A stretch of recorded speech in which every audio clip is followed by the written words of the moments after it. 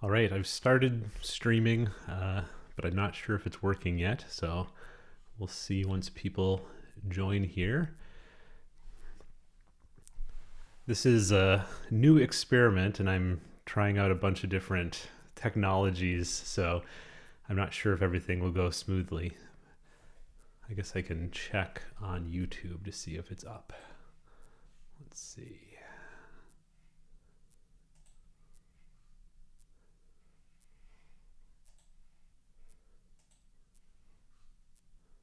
Okay, looks like it's working. Oh, and now I'm seeing comments. Hey, Nate, Red Panda, Pedro, Steve, No Destination, Raphael. Hello, everyone.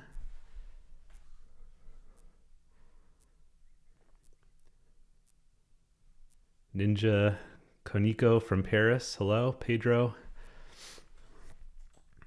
If anything's not working, just let me know because this is all new to me. I'm going to test out my different angles here. Let's see. So this is my overhead angle. I'm going to be showing pictures that people have sent me here in a minute. So if this is working, let me know in the chat. You should be seeing a picture that I took of the Squid Nebula with the flying bat.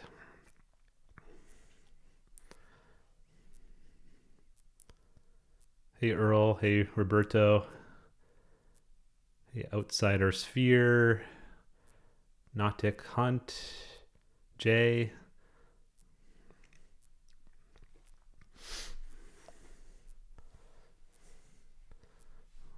All right, Astro Playground says working. Jay says working. Great. Okay. And then I have one more angle here. Let me see.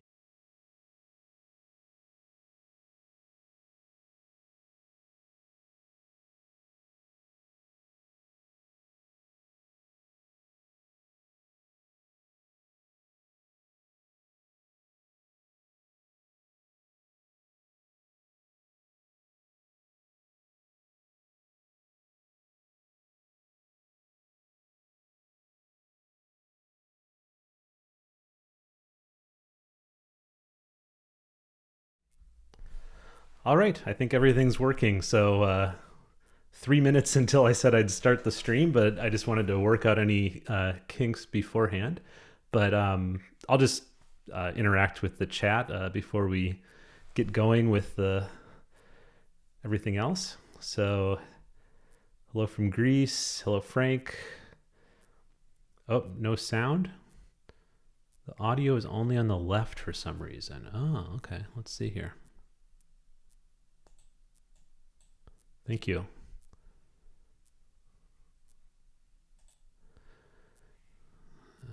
Mono. Okay. All right. See if I think I maybe just fixed it. I didn't have it set to mono, and this is a mono mic, so hopefully now it's coming in both channels, the left and right. Thank you, Austin, for alerting that to me.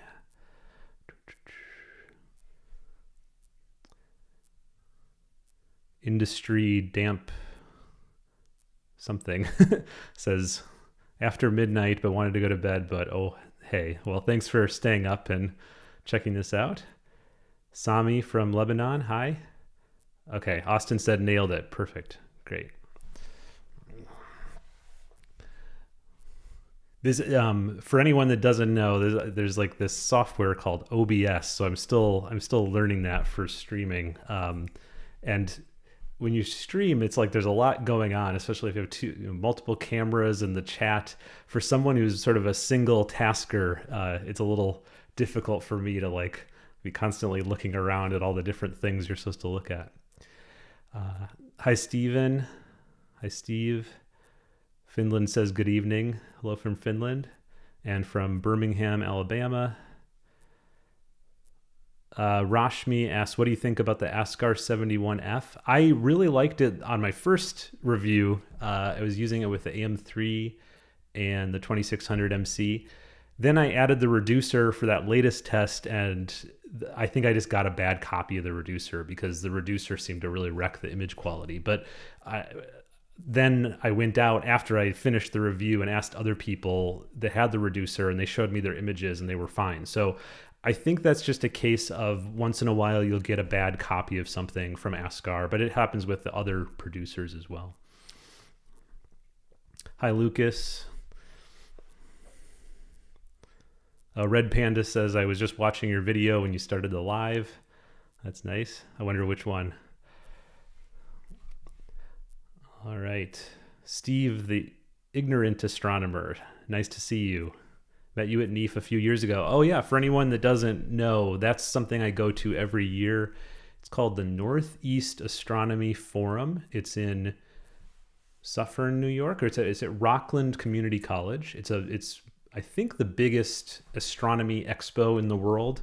They get thousands of people every year, and a lot of the big players in astronomy gear show up. I mean, most of them, I'd say. Skywatcher, Celestron, ZWO, all the ones you'd expect, but then a lot of smaller manufacturers too. And I've heard from people that there's going to be some more like DIYers, single people businesses there. So if you want to like talk to people that make sort of more obscure astro gear, it's a great place to go.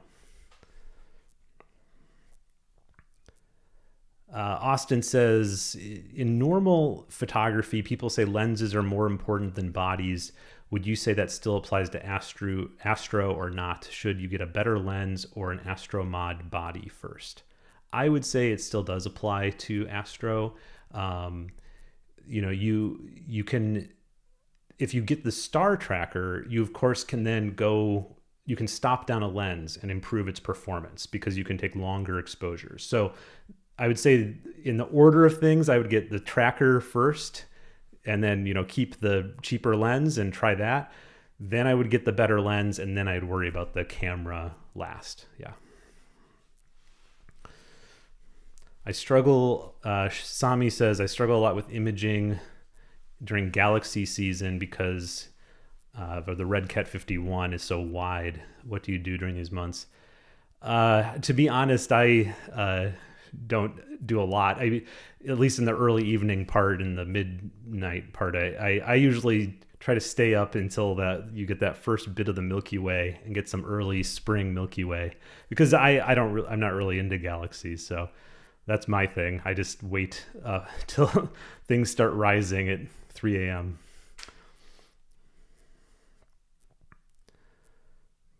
Sid says, I learned how to do untracked last year from your video, but I chose some aggressive targets like M104. That's cool. I actually, I have this plan in 2 weeks to do a Messier marathon untracked. So I'll be trying M104. I'm not expecting like great pictures, but hopefully I'll get something cool out of that. And then if I can just complete all 110 Messier objects without a tracker, I think that'll be an accomplishment. So if I'm successful, I'll make a video about that.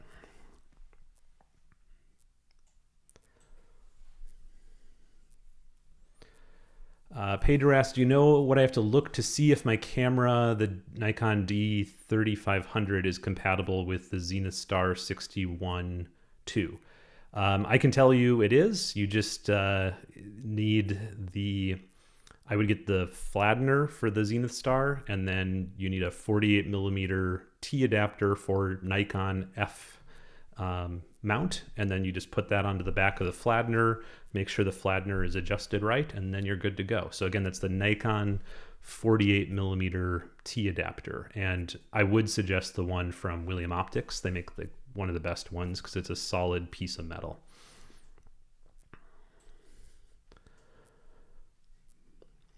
Eduardo, greetings from Chile. Your video helped me a lot to choose my first filter.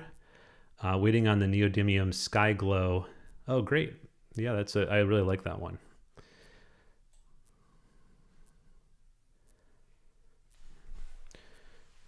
Junior Argues asks, simple question. We need to add the filter thickness to calculate back focus. Yes, it seems like a simple question, but it's actually a little complex because some filters are so thin, like if they're only 1 millimeter thick, um, that's going to change the back focus so little that probably you don't need to even account for the filter thickness. But when you're getting up to 2 millimeter or 3 millimeter thick filters, then they will throw off the back focus enough that you want to add 1/3 of the thickness. So let's say, just for simplicity, you have a 3 millimeter thick filter. You'd want to add 1 millimeter to your back spacing. So if normally you'd have 55 millimeters of space, with that 3 millimeter thick filter, you would add 1 millimeter to get to 56 millimeters of space.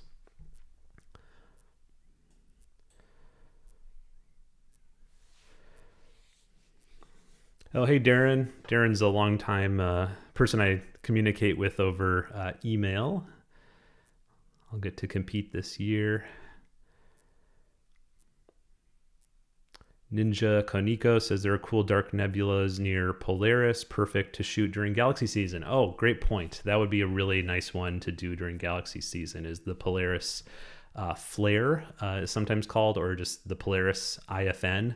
And I made a video about shooting that. So you can do that any time of year if you're in the northern hemisphere. And then if you're in the southern hemisphere, there's actually IFN around the southern pole too. Beards, Bombs, and Birdies Shorts. Greetings from Wilmington and a fellow DAS member. Hello. Yeah, DAS was my first Astro Club, the Delaware Astronomical Society, and I learned so much there. And whenever I'm back in that area, I like to visit those guys. Daniel asks, Nico, what kind of DSO is still possible to photograph when the moon is glowing in the sky? Typically, we go after emission nebulae with narrowband filters during that time, because especially HA is very resistant to moonlight. It's a deep red, and the moon is a broadband source. So HA seems to work quite well during the bright moon. So that's what I'll be showing tonight, hopefully. If everything works, fingers crossed, that we'll actually see me shooting some HA with the moon out. And if you have a color camera, you can still get a dual narrowband filter and use that during the bright moon.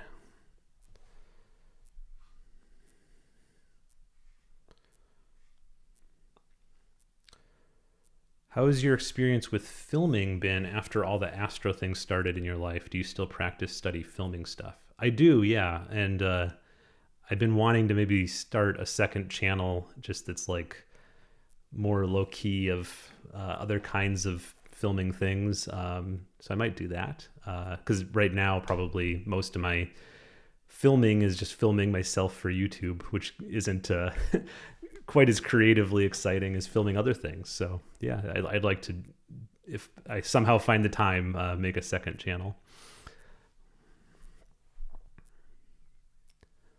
There's this interesting galaxy that often gets forgotten about, even though it's a big Messier galaxy. It's called, nicknamed Spiral Galaxy. Maybe M33, I'm thinking. Or maybe it's something else. I'd like, if you can find the Messier number, that'd be good to know. I love cats. Hello, greetings from Japan. Can't attend Sunday chat because of the time difference, so it's nice to be able to join you here. Yeah, so thank you. I do something of a live stream. It's actually a Zoom meeting, so I can see the videos of everyone joining the first Sunday of every month if you're a Patreon member. So I'm a little bit used to this kind of thing, but it's a little different when you have the live chat and you can't actually hear people talk at you. It just feels like I'm talking in a room by myself.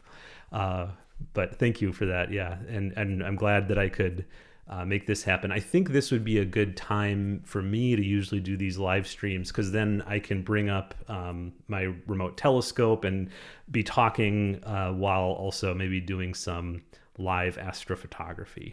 I've seen other people do that, like Chuck's Astrophotography, and Luca Matico does it a lot, and I'm sure many others. I don't mean to be forgetting people, but I think it's really cool, so I want to get into that.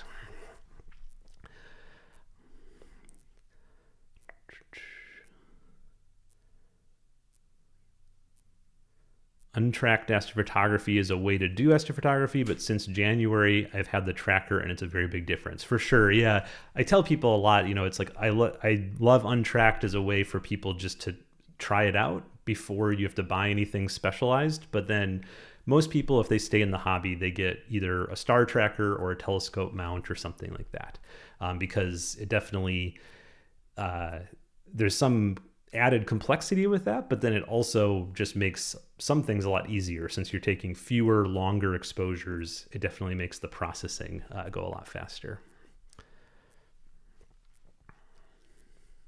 Hey Smith, I'm good. Definitely was a little nervous about this live stream. I'm going to knock on wood. Hopefully it'll go well. We're about 10 minutes in, and I do want to do some different features here, but I wanted to say hi to everyone that joined, right in the first 10 or 15 minutes here. So and people are still joining. Hi, Nick. I just had my first astrophotography session. Oh, congratulations. That's awesome. It turned out wonderful. That's great. Say always. Yeah, that's my Minnesotan accent, always. I don't pronounce the L. Oh, Jay says, I have to head out. Clear skies, everyone. Can't wait for the next video. Thanks, Jay. Thanks for stopping by. Yeah, my next video is going to be about, it sounds like a boring topic, but I get this requested a lot. It's about storing all of your astrophotography data, how to set up the folders and where to store it. And I talk about network attached storage devices and all that kind of stuff. Quiv sort of beat me to it a couple months ago, but hopefully I'll have a different take, and it'll still be interesting. Hey Gregory, long time on Patreon, a great guy, always very supportive of what I'm doing, and very good astrophotographer. Azriel says, at Saturday I got a fairly good stack of the Orion Nebula, but I will never invest in a star tracker. But I love the work you do. Great. Hello from the other coast, from Chicago originally. You're from Minnesota, Nico. Yeah. Hello from, oh, I missed it. It's going off the screen. Oh, in southern Minnesota. Great. Yeah, I am from Minneapolis originally. Now, I've been living out on the East Coast for about 20 years, but I still go back to Minnesota and Wisconsin, have family in both places. Hello from Canada. I shot the Polaris flare a couple months ago, and it turned out okay. Definitely learned a lot about the stretching and bringing out the dust. Yeah, and that's from Leonard. It's definitely a difficult one to process, and if you have any light pollution to the north, it probably is going to be challenging too. I tried to emphasize in that video, you need a really dark sky, but people are still trying it, of course, from light polluted places. And I think it's really hard with any light pollution. Oh, Mike says Chuck is live right now too. That's interesting. Yeah. I thought about that there's a lot of people that have streaming schedules, and then there are other people that go live just regularly whenever it's a clear night. So I think there's always probably going to be a couple Astro live streams to choose from. Will you be attempting a Messier marathon this year? Yes, I will. I'm going to be attempting it with just a camera and lens on a tripod. No star tracker, just having to find all the objects manually. So we'll see how that goes. I'm going to try to practice, of course, in the next couple weeks. And we'll see.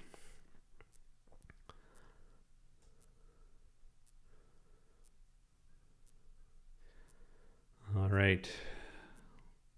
What's the best free stacking software for multiple nights using a dual camera, dual telescope setup? That sounds complicated enough that I would probably suggest, oh, you said free. I was going to suggest Fixed Insight, but that's definitely not free. I would look at Cyrillic. I think you could do it with Cyrillic, but yeah, I think that could work. If it would be easier with Cyrillic though, if the DSLRs are the same sensor size.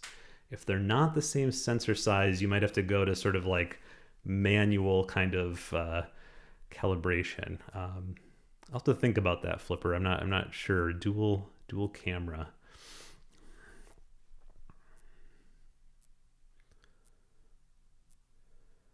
Just out of curiosity, do the dark horses of YouTube, Nico, Trevor, Quiv, Luke, have a chatting group somewhere?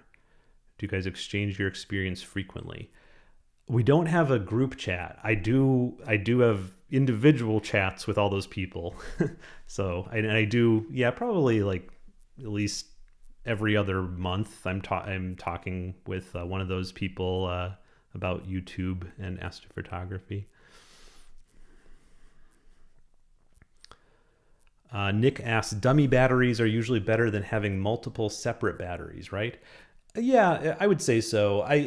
I often don't get to the step of having a dummy battery just because I work with a lot of different cameras and end up just buying lots of spare batteries. So it's easier for me just to like charge a bunch of spares. So it's really, I think, a personal decision. But yeah, dummy battery is great. Just make sure that you're getting the right converter so that it's not applying too much voltage, because most cameras, if you apply 12 volts to them, it'll fry the power thing. You need usually 8.4 volts, I think.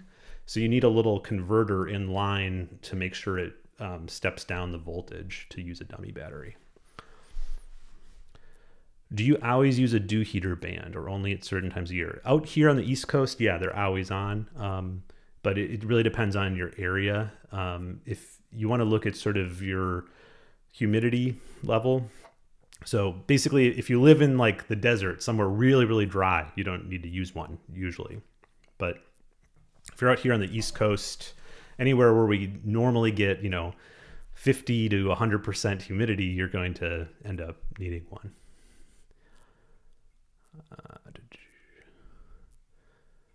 Oh, I'm losing track of the questions here.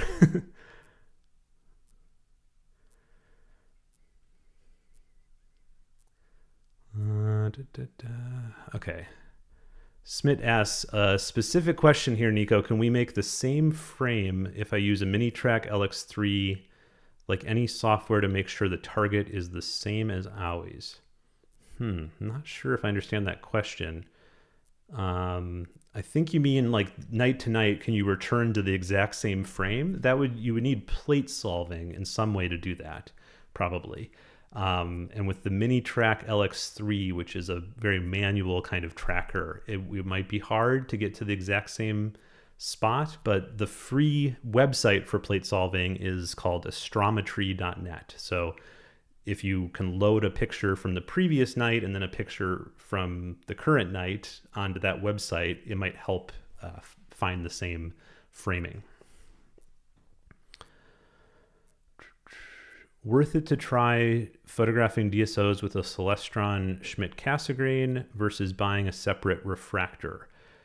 Yeah, I mean, I would try the bright DSOs with your Celestron SCT. I assume it's on the alt-as mount, and just do short exposures on bright stuff. It'll be great for the trapezium region in Orion, but other bright Messier objects that you want to be zoomed in on, try those out with just your Celestron SCT before buying anything else. And then down the road, you might want a separate refractor for the wider field of view.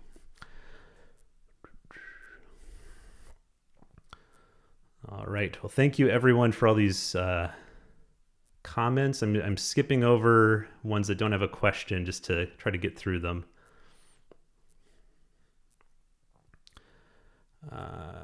I live at around 50 degrees. I'm afraid of the summer nights. Do I have to wait until autumn, winter again to be able to shoot DSOs? I would suggest getting a dual narrowband filter, and then you should be able to shoot in that sort of twilighty region and still get something. I've seen a lot of pretty good results using narrowband filters, even when it's not completely dark, like in Europe.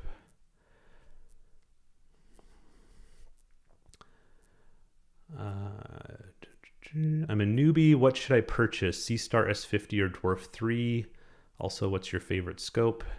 I've not tried the Dwarf 3, so I'm not sure on that question. I know there's been a number of comparisons, though, on YouTube, so I would check those out and sort of decide based on what you're thinking. I think the Dwarf 3 is definitely smaller. So if you want a smaller smart scope, that might be the one to get. But then I've heard that the wait time is longer. So if you want it sooner, probably the C-Star.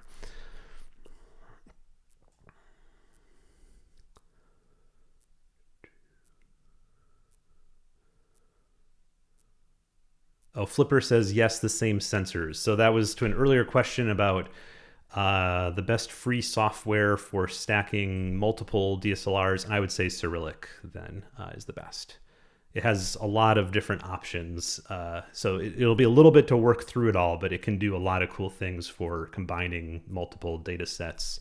But it really does help if the sensor sizes are the same. Darren asks, what's the difference between Cyril and Cyrillic? Cyril is the main program, and then Cyrillic is an add-on that for stacking, it makes it a little bit more like Deep Sky Stacker or WPP and PixInsight, in that it, instead of just simple scripts, you can make complex scripts where you can combine multiple nights of data, do filters, all that kind of stuff. And of course, you can do all of that manually in Cyril, but most people find that Cyrillic makes it a lot easier because it has an interface that just sort of spells it all out what you're doing. Oh, and Mike got me there in the chat. Mike explained it too. Okay, I'm sure I'm way behind.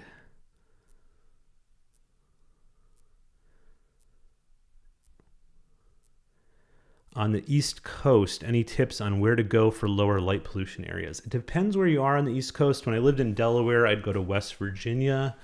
And then now that I'm up here in New England, there's lots of places. Like there's anywhere where you have an opening in New Hampshire or Maine or Vermont is going to be good, probably pretty good, away from the cities, of course. So up here, if you're in New England, go check out like the ski areas. They often have big parking lots that are just open at night.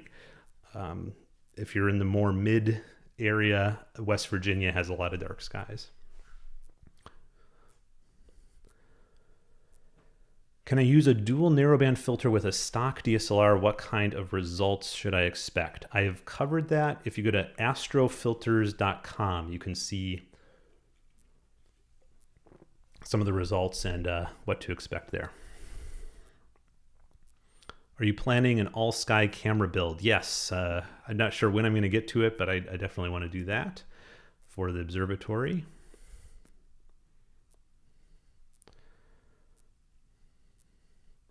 I have a star adventure. I want to use my P1000 to video the eclipse. What should I do to prepare?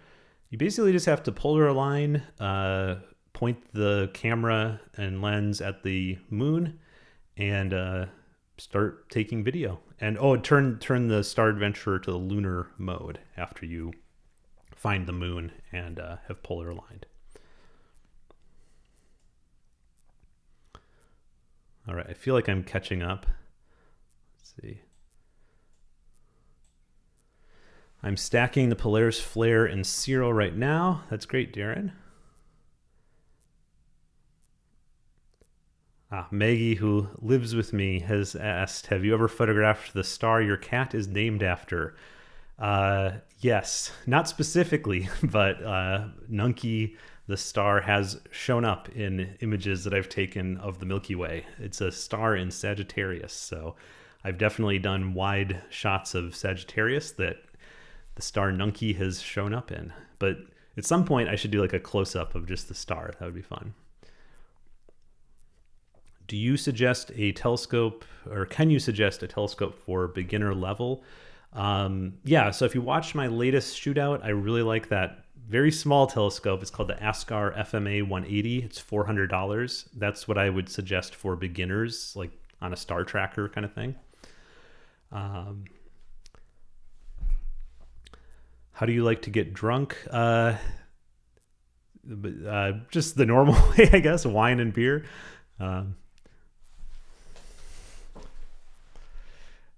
I have a cat named Rigel. That's cool. I love cat names that are stars. Our other cat we were gonna name after one of Jupiter's moons, Io.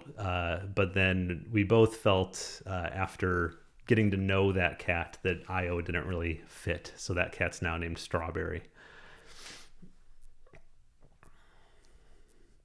I bought a TT Artisan 500 millimeter for the lunar eclipse after seeing your video. Of course, now it's forecasted to be cloudy that night, but what can you do? Yeah, I think it's probably going to be cloudy here too. I mean, if there's any sort of spot in New England that looks better, I'll be prepared to drive. But lately it's felt like if it's cloudy here, then it's sort of cloudy everywhere in New England. So. Hayden says, looking to get an Astro Cam for my very wide field setup. Is there any major disadvantage to small sensors? I don't mind the tighter field of view and like that they're much more budget friendly. No. They're always getting better. The 585 is very impressive. I think that people have to be prepared for, they often have very small pixels, so your sampling can be actually pretty good. But then it's also a smaller field of view. So I feel like often the stars will show up as like more wonky than you might expect. That's the only thing I'd be sort of aware of, but I think that they're getting better and better. So especially like the 585 cooled would be great for deep sky work. I bought the SQA55, my first Astro setup, but I'm hit by the New Year curse. Yeah, probably clouds. I feel like we get that a lot in the spring. Austin asks, if YouTube isn't your day job, not sure if it is or not, what is your day job? This is my day job now, mostly thanks to Patreon support. So I have over 1,000 members on Patreon, so that is enough to sort of support me month to month.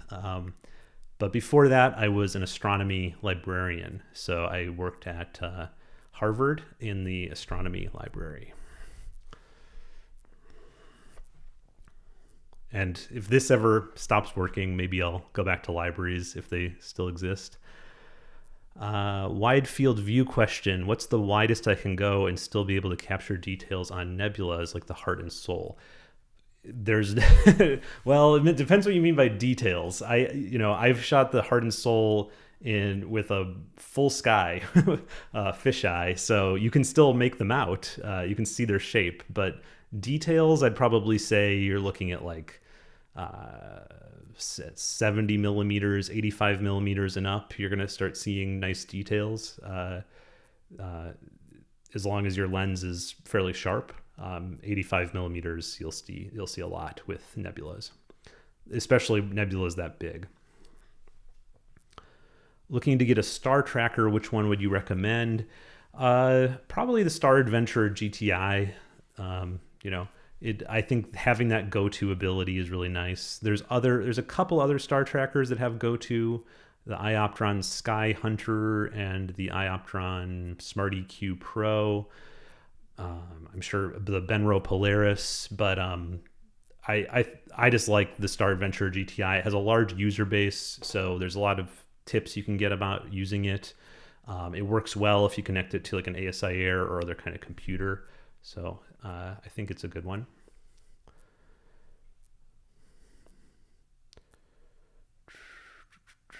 Being a librarian, have you ever heard of Aries failure? I'm not sure if I have. So what's your take on this amazing telescope? I'll have to look that up. Aries failure. I know Airy from Aries disk, but I'm not sure if I know the telescope. What do you suggest for a portable energy bank that can do 5 to 6 hours of work?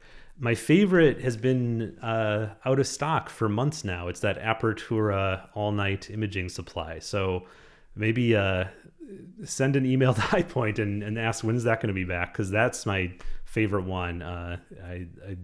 It has all the right ports and everything. I mean, you can always just buy one of those like camping batteries, like a Jackery, but you'll just need to get very specific adapters if you want to go direct with 12 volt, or use, cigarette plug style.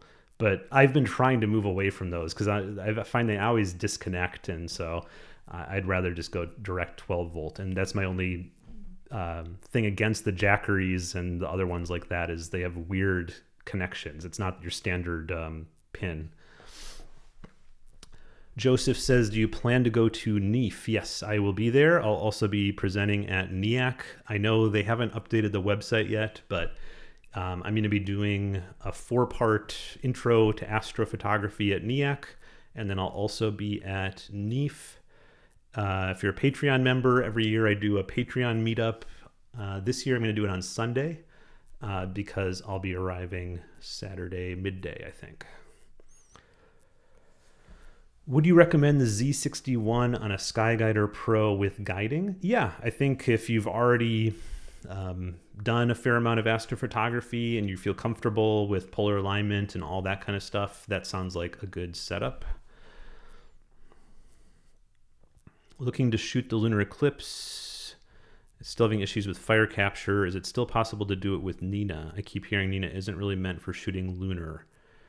Yeah, I think that would work. You might just have to experiment a little bit with, like once it hits totality, you can just use like a preview mode to see how long exactly you want the exposures and then just quickly start up a plan. But I think that could work fine.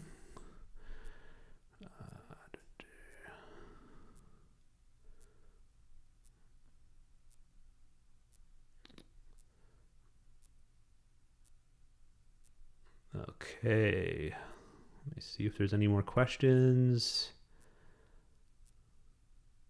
I use your channel to learn English. You're not the first person to tell me that. That's interesting.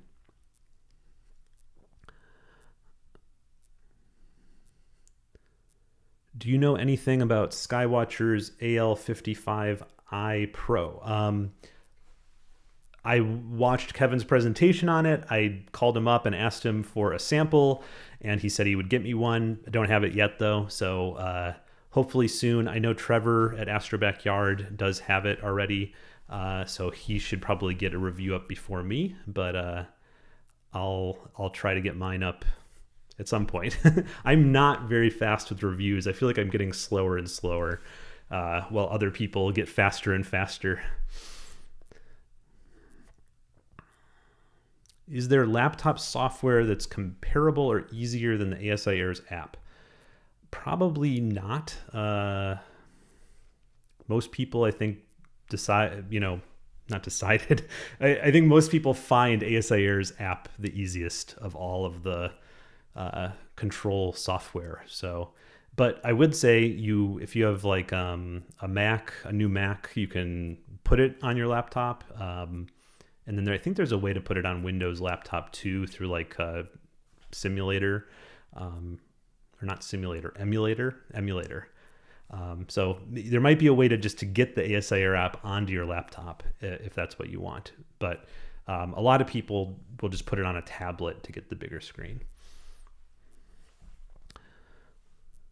I'll email you the details and links to Aries failure later tonight. Great. I'm looking forward to reading that. I always love reading about astrophotography history. That was a big part of my job as a librarian, was like preserving the history of astrophotography, at least at Harvard. So I know a lot about the history in terms of Harvard astronomy, maybe not so much in other places.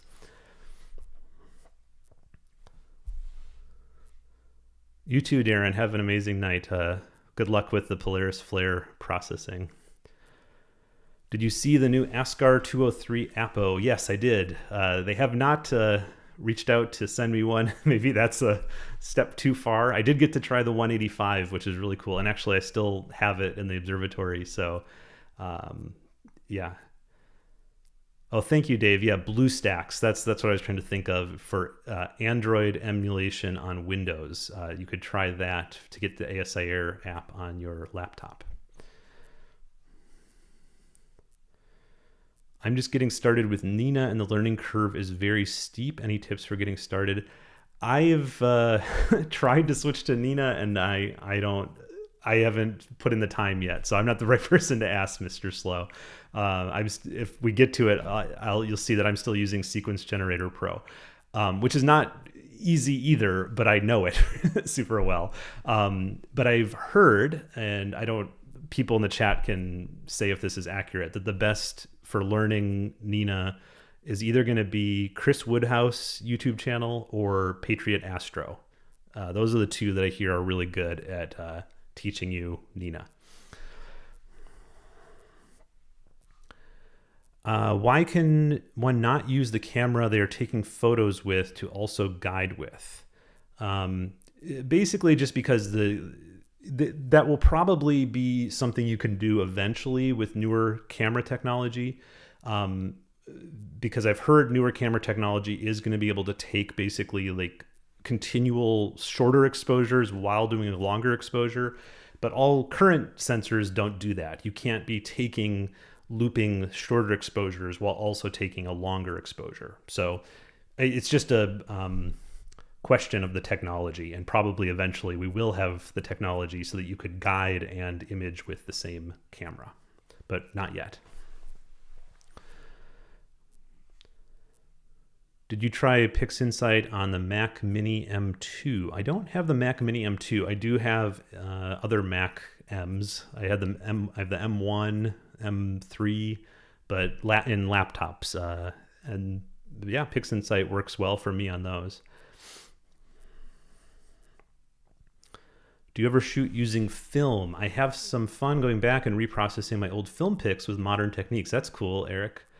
Yes, I've tried it. I probably went too ambitious my first time trying it. I was trying to do black and white film with color filters and then combining the different black and white pictures into a full color picture. And I did a bunch of experimentation, never made the video just because it didn't turn out quite to my satisfaction. So probably something I am going to get back into. I'm also really interested in like even older technology like glass plates. So that's something I'd like to try because there are people that still make dry plates. And actually one person I want to contact who makes dry plates and has done astrophotography with dry plates in the modern era. So I'm really impressed by that. Okay, and other people are saying Patriot Astro is great. Mike also says you can join the Nina Discord server and ask specific questions there in the beginners area. Oh, sorry, Tired. I don't mean to be skipping your questions. I'm not great at seeing chat. I'm really on the fence about the 6200 MC. Yeah, so that's the ZWO's full frame color camera. I have that and the 6200 MM right now in the observatory. I do like them for this specific thing that I'm doing of trying to survey all of Cepheus, but I wouldn't say it's necessary for most people to have a full frame camera for astro. I would probably, for 95% of people, I would suggest the 2600 MC over the 6200, because for most people, you don't need that larger field of view. And it also just makes a lot of things more complicated because you need some kind of optics that are well corrected for full frame. Well, way more telescopes are going to work well at the APS-C size sensor. So I'd say for most people, unless you're really wanting that huge field of view, I would just go with the 2600. Have you done much with infrared? I have tried, but it was back when I was using the ASI 1600 mm and it didn't turn out that well. I think the quantum efficiency on that camera wasn't as good as modern cameras, but also you need to make sure you have the right optics to do near infrared. And I would probably not get back into it today unless I was using a reflector, because I don't think most refractors actually handle the near infrared very well. Do you think we can get printable quality images with C-Star? Yes. Let's see here.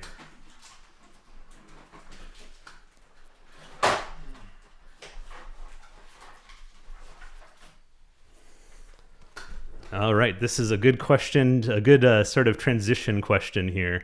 Let me change to this angle. These were done with the C-Star. So this is the S30, and I think that's printable quality. Looks good to me. And this is the S50. So I think for sure, as long as you're not hoping for like a wall-sized print, they have plenty of resolution, especially in mosaic mode, to get nice prints made with them. Okay, and let me just catch up on questions.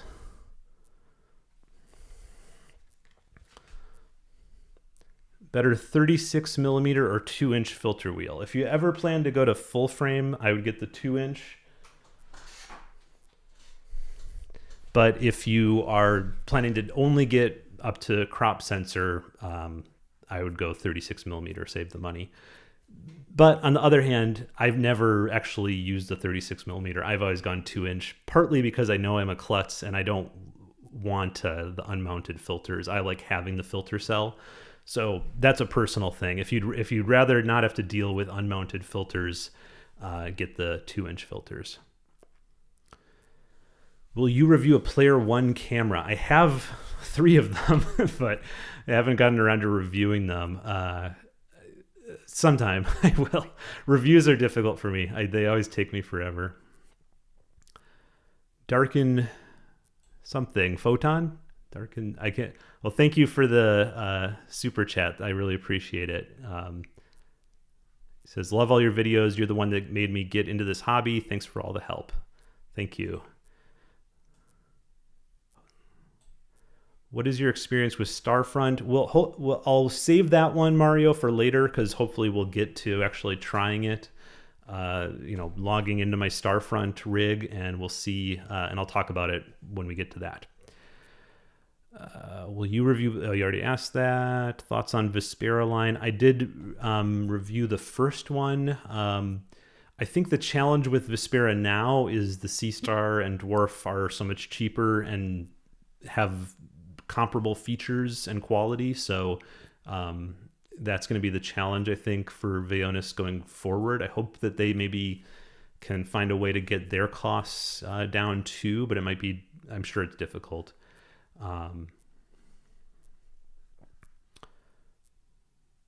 Chuck, is there full-time this season? In Starfront. Yeah. I have a telescope at Starfront, but I also have the backyard one, so I do both. Okay, I am going to stop answering the live questions now to go to a different feature here, which is Mailbag. So I've been sent something like 100 pieces of mail, astrophotography prints. And so I'm not going to be able to get through everyone's pictures tonight, but I want to at least start whittling down the stack. And so I'm going to be just showing these, looking at each one quickly. If anyone has given me sort of a social media to call out, I'll do that. And if they want, I'll also do a short critique. But I don't know. I'm not going to be like hard on anyone because I don't know what people are expecting with this. But I'll maybe just give a few little pointers, especially if people ask me to.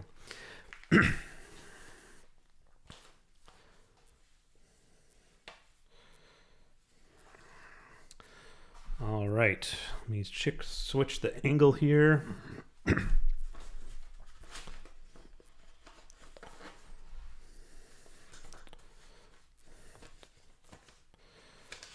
Okay.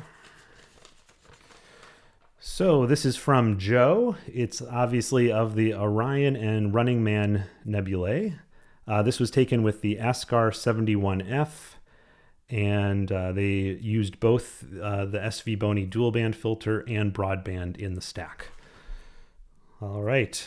Thank you, Joe, for sending this. Joe was the first letter I received after the call for astrophotos. So the inaugural photo in this new season of critiques here. I think this looks really good. I loved how, I don't know if let me actually bring it closer to the camera here. there's a very subtle diffraction effect on the stars, which I assume was done in post, but it actually works really well for a print like this. You'll find as we go through pictures, I'm sure, that one thing that often doesn't translate well from the screen to a print is very, very small stars, because they basically just get lost in a print. They're just too small to really resolve well in a print like this. So I like the slightly bigger stars that you've picked here. The black level is also really nice. The photo has a very nice contrast. The one thing, there's two things I'm seeing I would just look at in processing. One is I would try for like a slightly more natural fall off in some of these areas with the nebula and dust. Like, it looks really nice down here, but then I think there should be a little bit more dust in between the two nebulae there. The other thing I'm seeing is right there, there should be a big bright star right there, but it's missing. So I'm guessing you were treating that star separately from the rest of the stars, and then you forgot to put it back in. So those are my two comments, but thanks for sending this, Joe.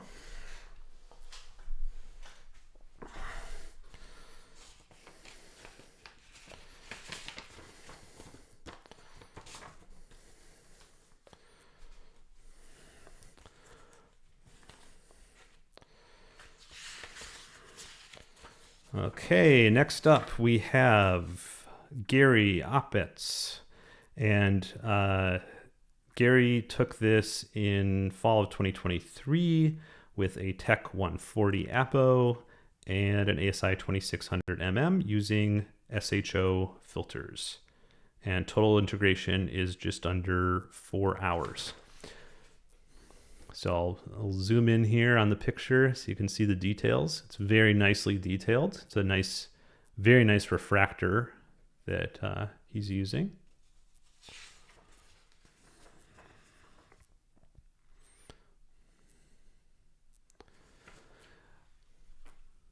So I think this looks great. I like the framing.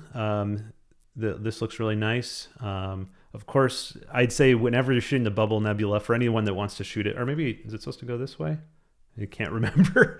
Sorry if I'm holding it upside down.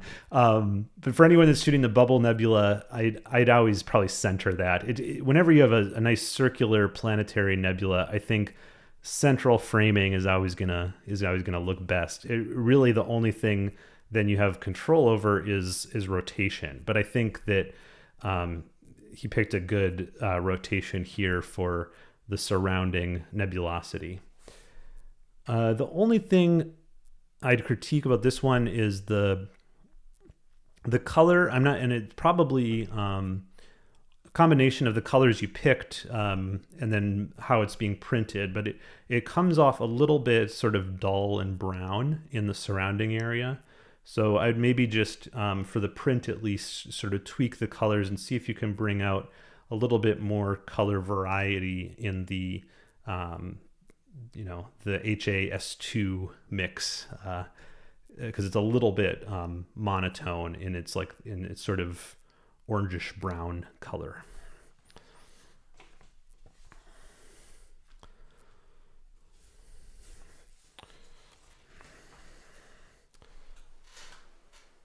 Oh, sorry. So I said I was going to do these call outs for social media. So let's see. I already pulled this up.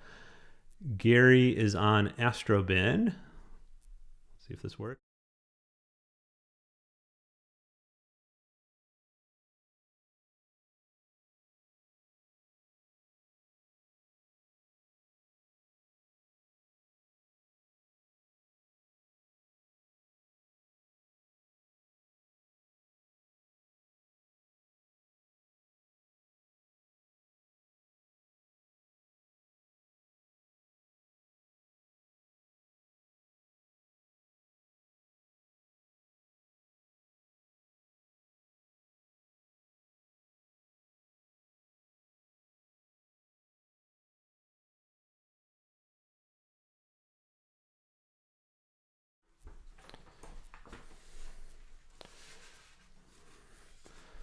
All right.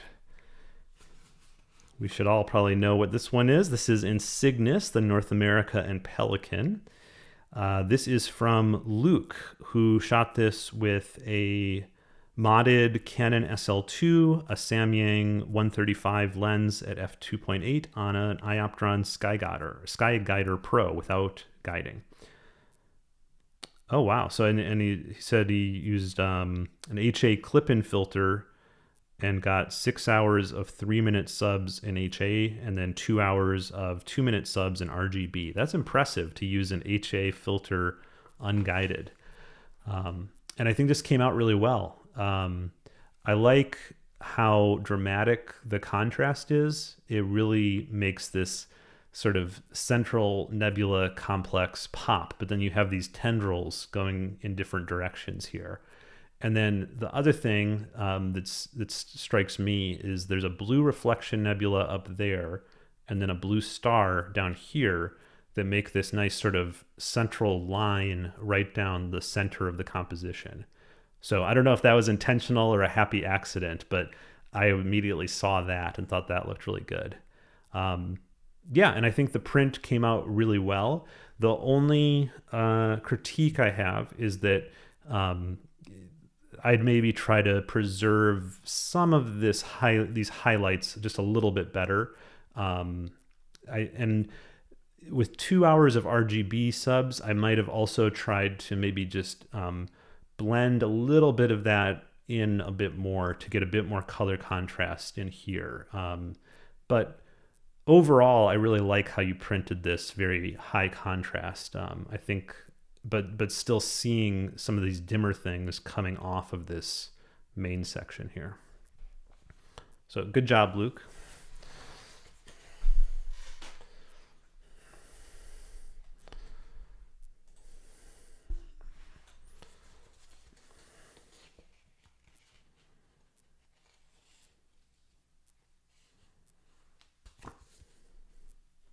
Oh, I'm seeing the chat now. Audio was missing in desktop mode. Thank you. I didn't set that up correctly. Okay, when we get back to the desktop mode, I'm going to fix that.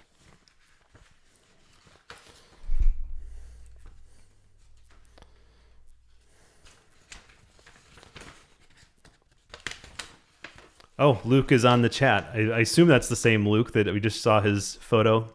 Great job with that. I really enjoyed that, the HA RGB of Cygnus.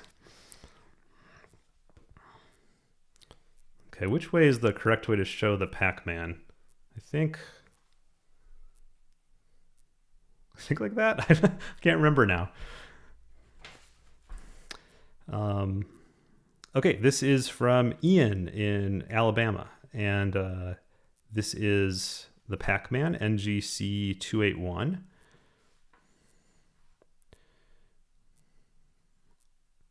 "16 hours taken in October from Bortle 6.7, and would appreciate any feedback I have on the image." So I think the colors are looking good. Under the very bright lights, we're seeing a little bit of blue in the or maybe purple in the sky background. So you might want to just desaturate the background a little bit, but I think the colors in the nebula look pretty good. And then I'd say that the print looks a little soft, like you could maybe sharpened it up a little bit before printing.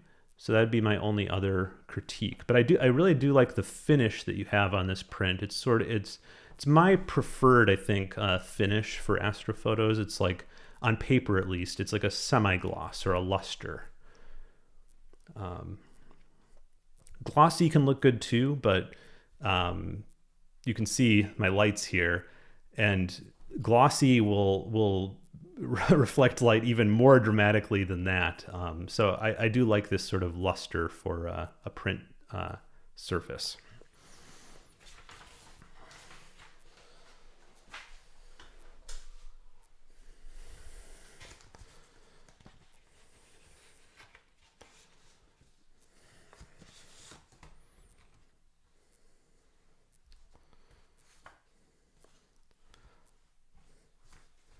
Okay, this is from Suzanne. She says in her letter here that she knows she wasn't following the rules because you were supposed to just send one picture, and this is her Christmas card that she sent. But I decided to show it anyways because I know Suzanne, and this will be an opportunity to fix the audio on the desktop because I can show you Suzanne's blog here and then make sure the audio is working. So I'll leave that there. And then let me go to my desktop setup here.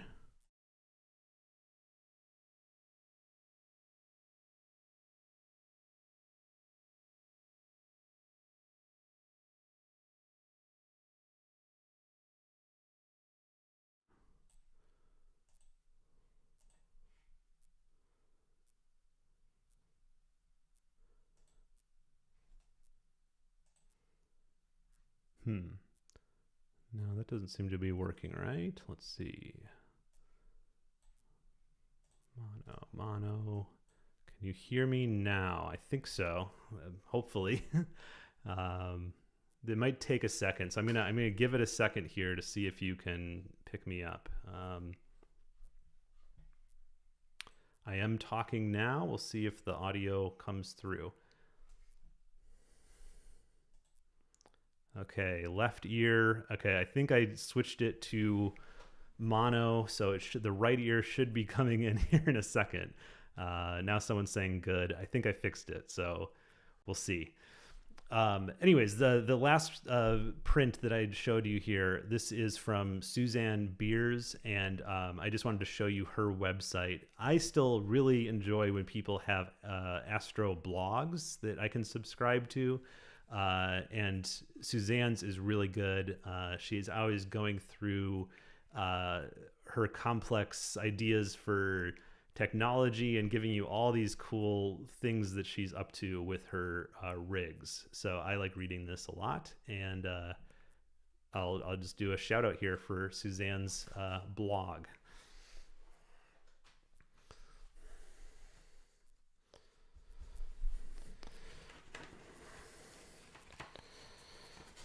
All right. And then next we have Thor's helmet. This was taken by Ricardo in Texas. And took it with an SV Bony filter, CLS filter, on a Star Adventure GTI with, what's the telescope here? I'm not sure. But used Cyril, and says used several Cyril tools to create this. So I think this looks really good, Ricardo. I think the color is great. The print quality looks pretty good. There's some noise visible in the background, and I think that's still one of Cyril's weaknesses. Is if you want to get usually you'll do a little bit more noise reduction, especially in the shadow areas for.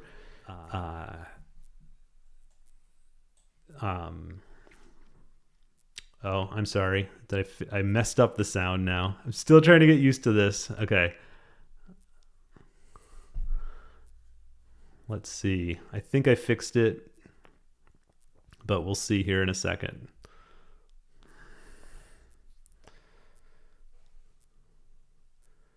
All right. I'm still, yeah, I think I know what happened there. Well, let me start back over with Ricardo. I don't want to give you a short change for your critique if the audio was so bad. So this is Thor's helmet. Ricardo shot this with an SV Bony filter, Star Adventure GTI. It's 5 hours of 5-minute subs, and Ricardo used Cyril to create this image. And the one thing I was saying about Cyril is it still doesn't have very good noise reduction. So that's one thing I think this image could use is in the shadow areas. I'm still seeing some color noise. Probably you could have just dropped down the black level even a bit more in the print, and that would have, then you wouldn't see some of this noise out here. But that's my only critique. I think the nebula itself and the stars and everything like that looks very good for this print. Oh, and just to show you, this is a glossy finish. And so if you can see, if I reflect it on my lights here, That's what you can get during the day with a glossy finish. So that's why I sometimes like that semi-gloss or luster a little bit better with astrophotography prints. But the one thing you get with glossy is deeper blacks, I find. So it's a trade-off, definitely. So thank you, Ricardo, for sending Thor's helmet.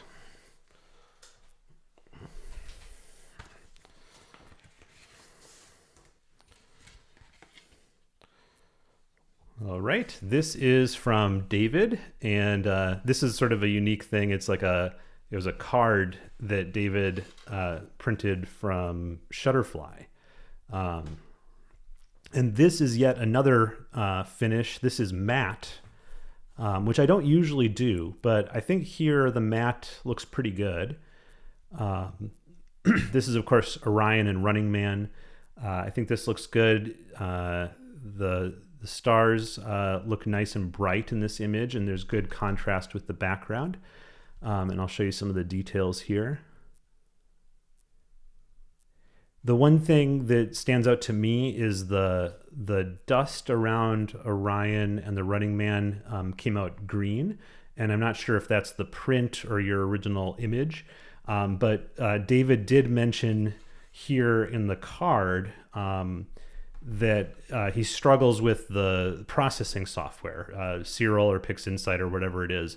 But I would say the one good thing in Cyril that's quite easy is remove green noise, and it will completely eliminate that green cast in the dust, and it's like a one-click option. You just go to Processes, remove green noise, and it will take care of that.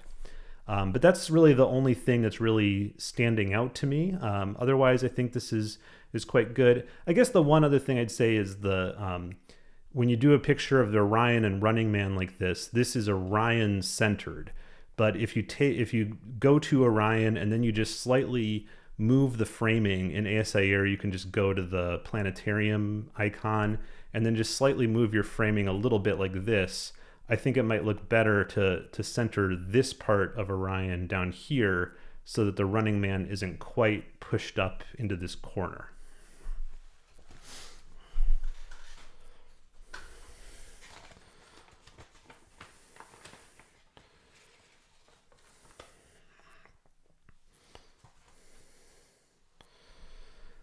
Okay, hold on a second. Let me find who this is from.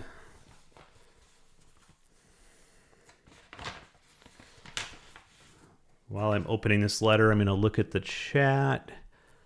Christian says you should have a smartphone or something to have the chat on an extra screen. I do have the chat on an extra screen, but I'm just terrible at multitasking. But thank you. I know I should. But hopefully things will get better as I set up OBS correctly, because I know usually what I've done wrong. But of course, the first time doing something this complex, things do go wrong. And Dennis says, I'm loving this live stream. I really like the idea of sending printed images. If there's a next opportunity, I think I have a good enough image to share. Yes, Dennis, you go ahead and send any time. I'm just working through the prints that I've been sent. So in order that I've been sent them, but I'm going to have a backlog no matter what. So send it anytime and I'll get to it when I can. And the instructions are in the description of this live stream for sending your photo. Okay, so back to the critique. This is from Zach, and Zach took this with his first setup. Let's see here. This is with a Celestron SLT 130 and an SV Bony 305C. So I've heard that telescope is difficult to use. So congratulations, Zach, on doing something challenging. I think that's really cool. And then you mentioned you stacked in DSS and edited with Cyril and GIMP. And this is an almost 10-hour exposure of Orion. And this looks really good. This is the trapezium region. And in wider field shots, you'll often see this region of Orion blown out completely. But here, Zach has preserved lots of nice details. And you probably can't see it through the live stream. But these are the 4 trapezium stars here. And he doesn't have them quite separated, but very close. Like you can start seeing a little bit of the shape of the 4 stars. That's a sign usually of you have enough aperture to get very fine details if you can resolve those 4 stars in the trapezium cluster. I think this looks really cool. It's the coloring of it is very sort of hot pink magenta, which is unusual, but I think it looks pretty good. And then, you know, you have a nice contrast here with the dark sky. So I think this looks great. Thanks for sending this, Zach.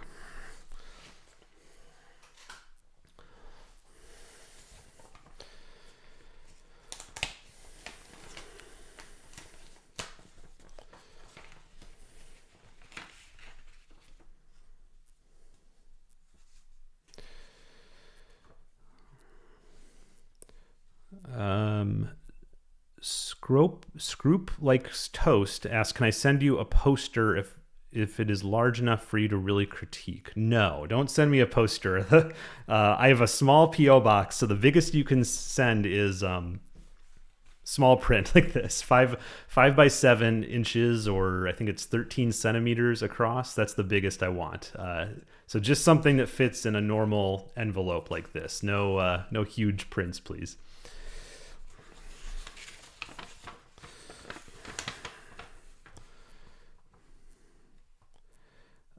Okay, this is from Dom in Poughkeepsie, New York. And this is, of course, the Cygnus Wall region in Cygnus. This is like the Mexico region here of the North America nebula. And then this would be Florida up here and the Gulf. And this was taken with a Takahashi 85 FSQ and an ASI 183 with the L Extreme, and used Deep Sky Stacker and Photoshop, but then also used Serial. And this was Dom's first time using Serial and felt that it improved his processing. That's cool. So yeah, I think this looks really good. I love this region. Obviously, your Takahashi has pulled out excellent sharpness and detail in here. My 2 critiques, one is this seems to be a bright blue glow up here that I think it might be amp glow. I can't remember where the amp glow comes in from the 183, but I'd maybe just look at that a little bit. And then in terms of the color, I love the blues. The blues look great. I think this orange got a little oversaturated in the print. So I would just take the red orange saturation and just bring it down a little bit when printing.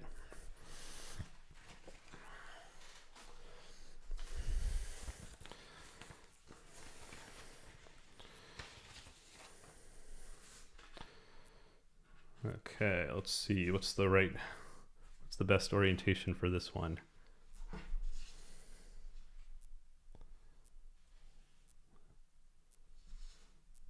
That's the skull orientation, right? There's the 2 eye sockets and the nose. So I'll put it diagonal like that for a second.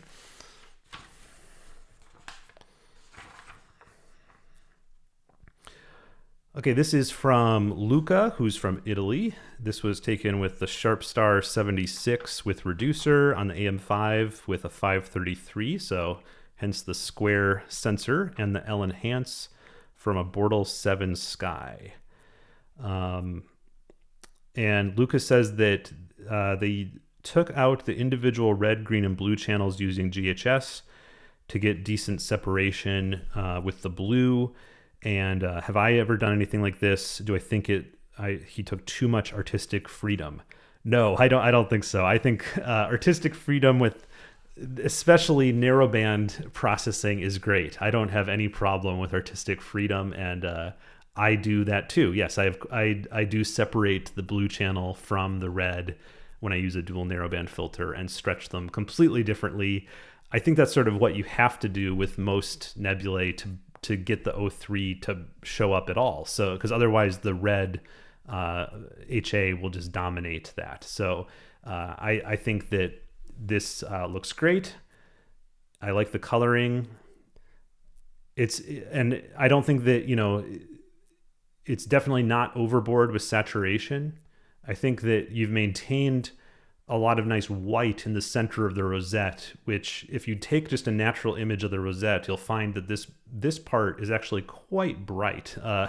It's, even though this is sort of like a tunnel, something about it just makes this part right around the center of the tunnel very bright. So I think this looks really good. Darken Photo says all of these look so good. I agree. I really am glad I did this. I love prints. I've come to really appreciate them, and I know that it's a little bit of cost to send them in to me, but I really prefer critiquing photos this way.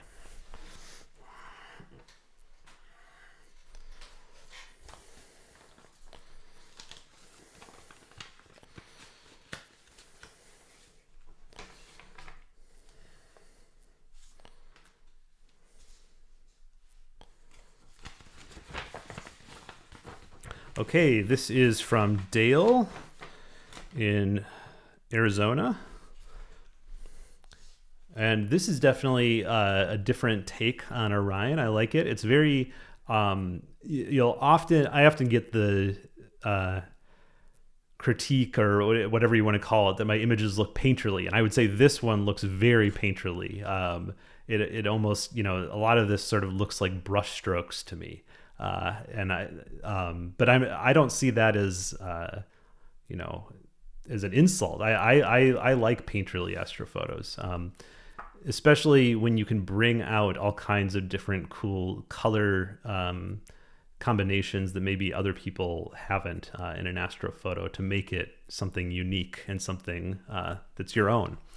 I find it interesting how much, like, some of these dust regions, which are usually so dim, you've made bright in the processing. I think that there's a few parts where I would say that in the print they've become oversaturated. So like here in the Running Man, I would preserve a little bit more detail by bringing down the red saturation there. But overall, I think this is really nice.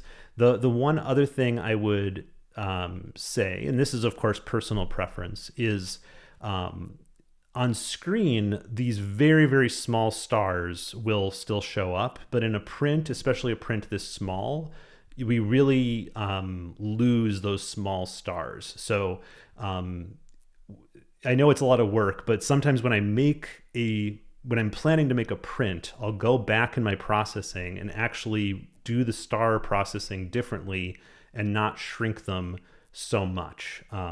Because I feel like, some people don't mind losing the feeling of a starry sky, but this one, I think you are starting to lose it because the small stars have become so small. But overall, I want to say that this is really cool because it's a very unique take on Orion. I've never seen an image like this one. And to me, it really looks like something that could be a painting because it really comes across as an artistic vision of space.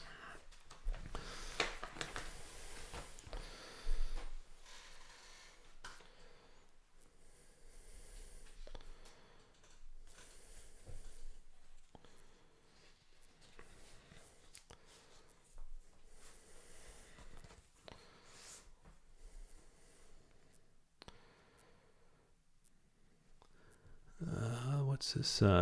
Scroop likes toast. If you can read this, shout out to Wes, Sunspark, Andros, Super, and Madra Atria.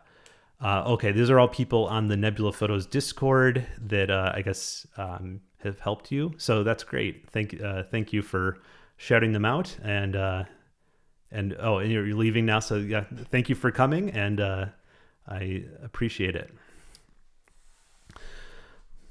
Okay, sorry, I have to read the back here for a second.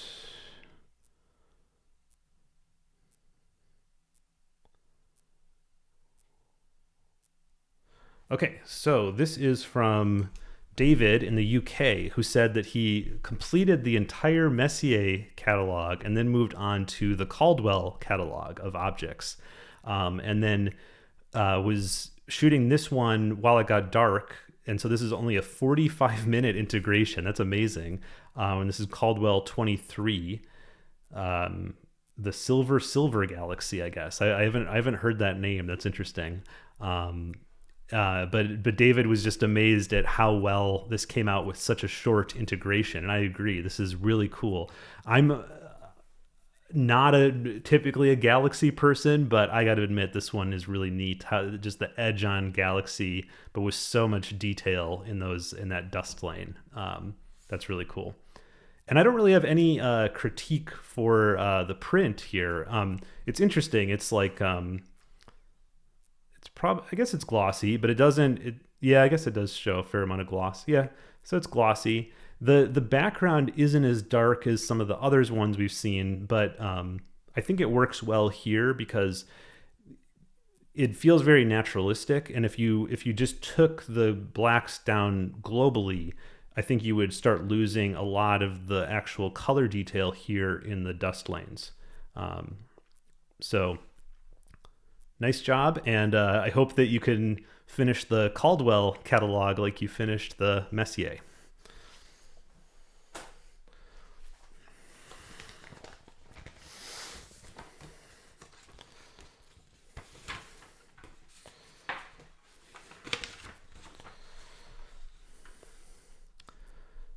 Okay, and this one, this is a high gloss. You can see that black level is really rich and deep. This is, of course, the Pleiades. And it was shot on the Move Shoot Mood Nomad with the Sony a7 IV and a Sony 100 to 400 millimeter lens. It's from Jan in Sweden. And this is their second attempt at deep space photography. So it definitely looks a lot better than my second attempt, Jan. You're starting to pull in some of the extended nebulosity around the Pleiades. The stars look nice and natural. Something I find interesting about the print is it almost has some like vignetting around in the corners, which I wonder if that's from the lens or if it's something you did intentionally in processing. I think it looks good. It sort of makes me feel like it's almost like with an analog camera, because with digital you don't often get sort of that darkening of the corners like that, but I think it looks neat.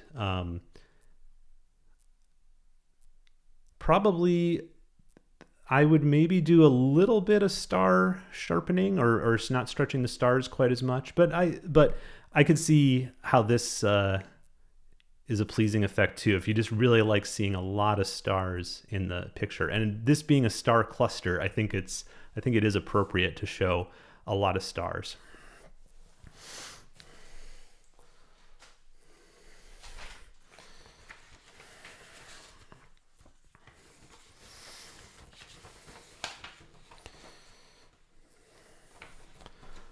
All right, this one is from Ken in Colorado and taken with an Astrotech 115 EDT. This is the Dark Shark Nebula in Cepheus.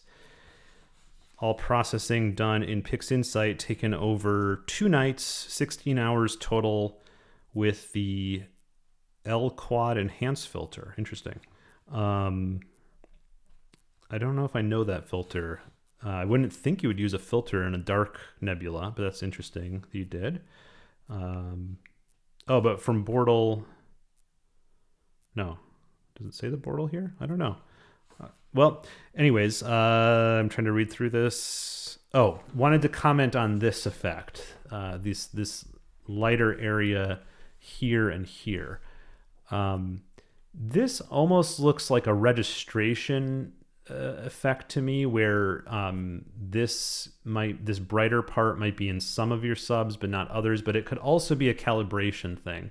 So to figure this out, you're really just going to have to do some real troubleshooting, looking through your subs. So the things that I would try are, first thing I would try is just taking all of the subs from one night only, not both nights, and seeing if well, no, sorry, let me back up. First, just blink all of your lights if you haven't done that yet, because maybe it's just something that's only in certain light frames. If you don't see anything there, then just try stacking one night and not the other and see if that shows up. If you rule that out, then I would sort of think it might be calibration. So I would start looking at trying with and out without flats. The reason I wouldn't immediately jump to calibration is that you said that this is the first time you've seen this in any of your images. So it seems like you probably have calibration down. So I wouldn't think that a calibration issue would only show up in one image. But it's always possible, because with dust objects like this, you are stretching the picture much, much more than some other kinds of objects. So it's possible it could still be a very faint calibration issue. So sorry, that's not a definitive answer, but it's sort of it's an attempt to work through the troubleshooting to figure that kind of thing out. But otherwise, I just wanted to say very nice job with this. I like the diagonal framing for the shark. I think that's probably the most natural framing for this one.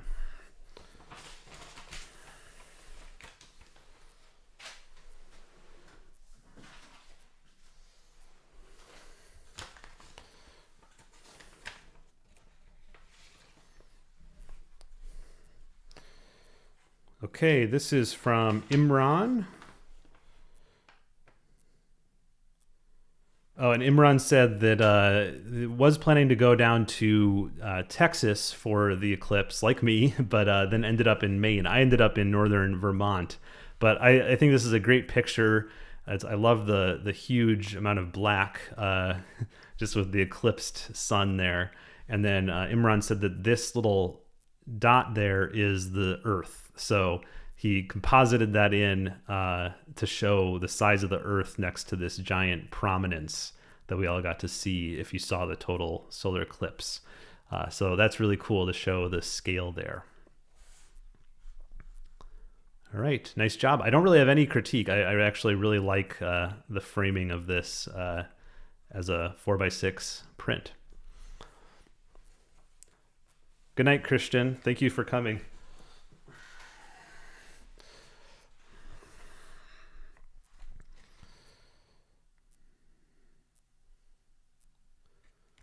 Okay, this is the elephant trunk from Jonas from Switzerland. And Jonas said that this was taken with a dual narrowband filter and a 585 MC Pro, which is a small sensor.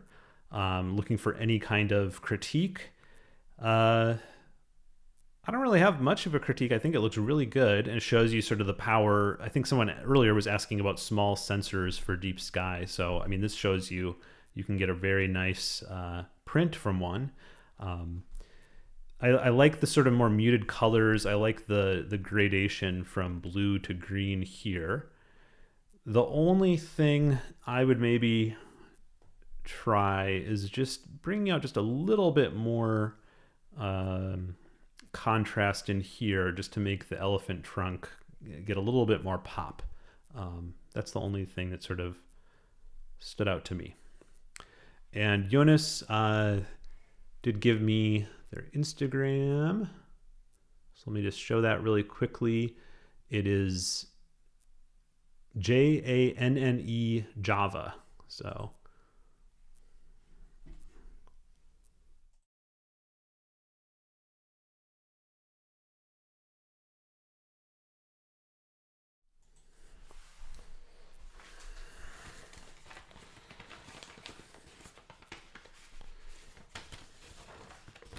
okay, next up we have a shot of the waxing moon here. This is from Isabel, who's in high school, a sophomore in high school, taken with a Zoomel Z130 reflector and a smartphone. And Isabel said she's interested in astronomy, but also chemistry and biology. Is talking about the beauty of a single cell comparable to that of stars and planets in the sky. Yeah, I love seeing microscopy. The tiniest things in the universe and in our known universe too. That's amazing to see those. And I was in an art show once where we were showing sort of astrophotography and microscopic images. And it's really interesting to see that contrast between the two. This is a very nice image of the moon. You can see I always think it's best to take a picture of the moon in phase like this because you get better shadows on the crater details, which make them really nice and sharp.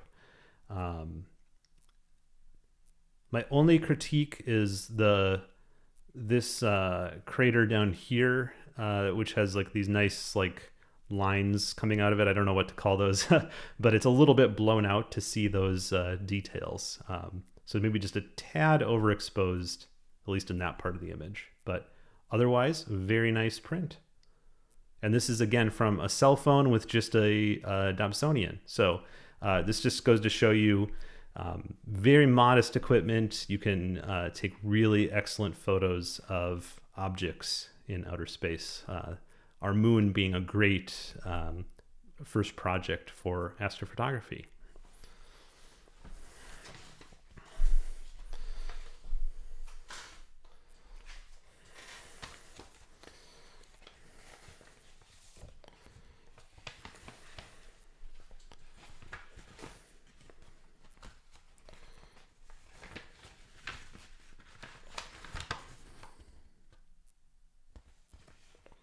Okay, this is a picture from Leonard in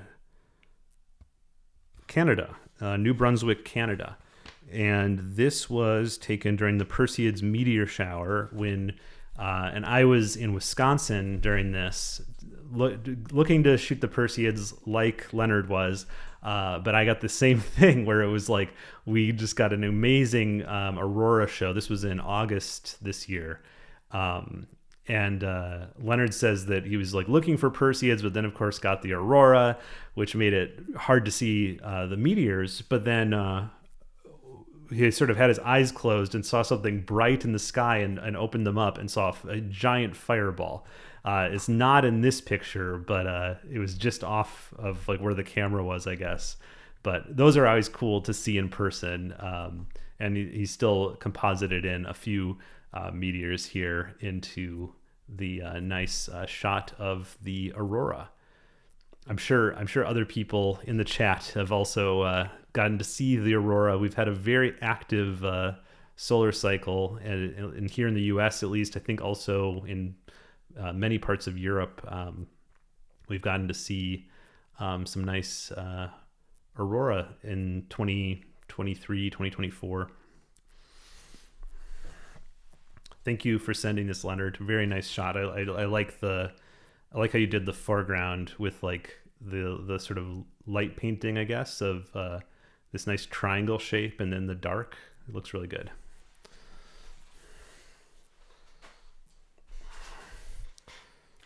Okay, 3 more critiques for this video, and then we'll go on to something else.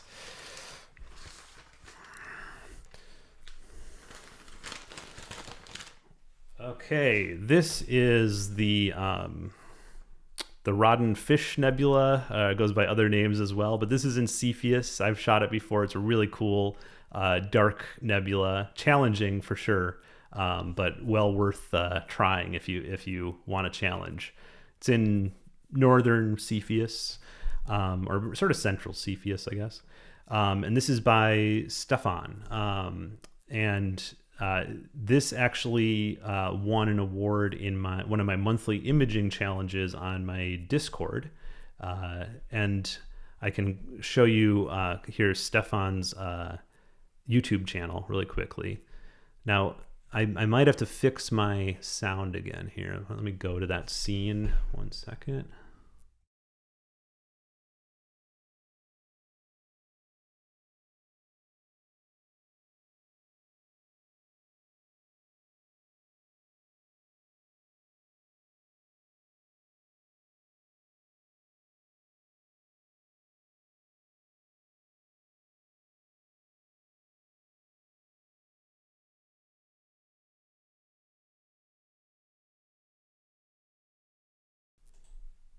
Okay, I think I fixed the sound, hopefully for good now. So I think you'll be able to hear me again. This is Stefan's YouTube channel, Shots by Stefan, and very cool. I watched a little bit of this latest one. It looked really nice. Also has a TikTok.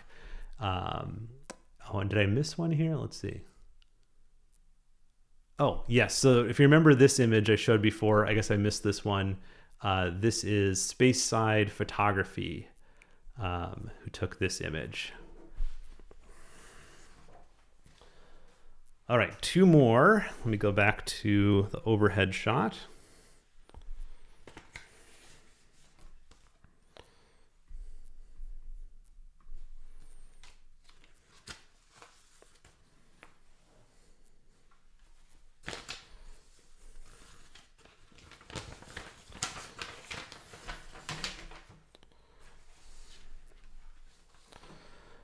Okay, this is Andromeda Galaxy, taken with a Star Adventurer Mini, a Canon 2000D with the 55 to 250 millimeter kit lens. And this is about 45 minutes total. And I think this looks really nice especially for the kit lens. The stars look nice and sharp, actually. Probably stopped down a little bit. Looking for any advice, but then this is Andrea in Italy. Andrea in Italy took this, and looking for any advice, but said that they're having trouble with centering. And you can see Andromeda is a little bit off-centered here.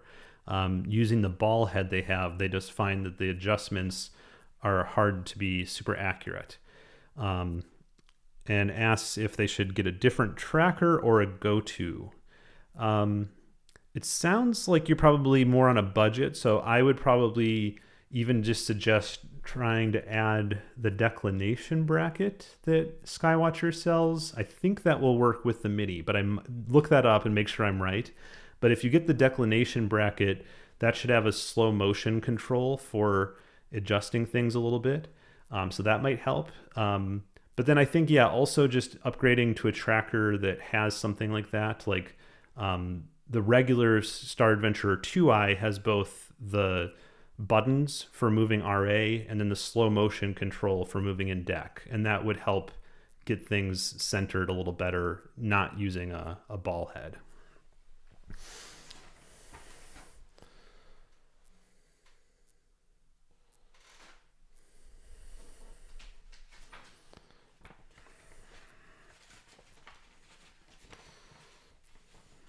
Okay, last one for today. This is not the end of the mailbag, but I feel like I don't want to overwhelm people with critiques. Okay, I think this should go this way. This is, if I can grab it, from Ray in Alabama. Bortle 6.7 used a SV Boney dual narrowband filter. But goes to Tennessee to shoot broadband, Bortle 3.4. Still using a Samyang 135 lens on a GTI with the 2600 MC Duo, but eventually will upgrade to a refractor and a harmonic mount. Well, I think this is showing, Ray, how impressive an image you can get even with a lens. And I'm a big fan of using lenses for astrophotography. So don't feel the need to upgrade just to upgrade. I know though that you probably want to do some more zoomed in shots too. But I think this looks really cool. I love how you made Barnard's Loop sort of, and the area between Barnard's Loop sort of like the main thrust of this image, but then have the boogeyman very prominent in that corner, and then Horsehead and Flame up here. The only thing that for me compositionally is I wish it could be even a little bit wider, because it just feels like the edge of the top of the Horsehead is just like a little bit cut off, and then you also have this little bright part from Orion right there. So yeah, it feels just like a little bit tight compositionally, but I know there's nothing you can do about that because this is probably the full frame of what you captured.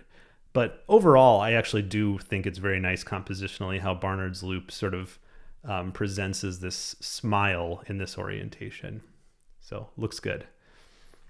And this is, again, Ray from where? From Alabama. Thank you for sending that.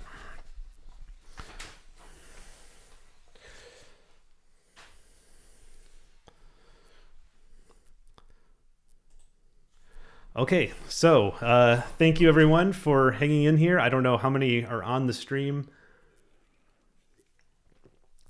but I hope to do this mailbag feature every live stream. I still have many more to go through, and then if you want to send in your astrophoto prints, there's instructions in the description to this video. And let me just see if there's anything in the chat I want to respond to.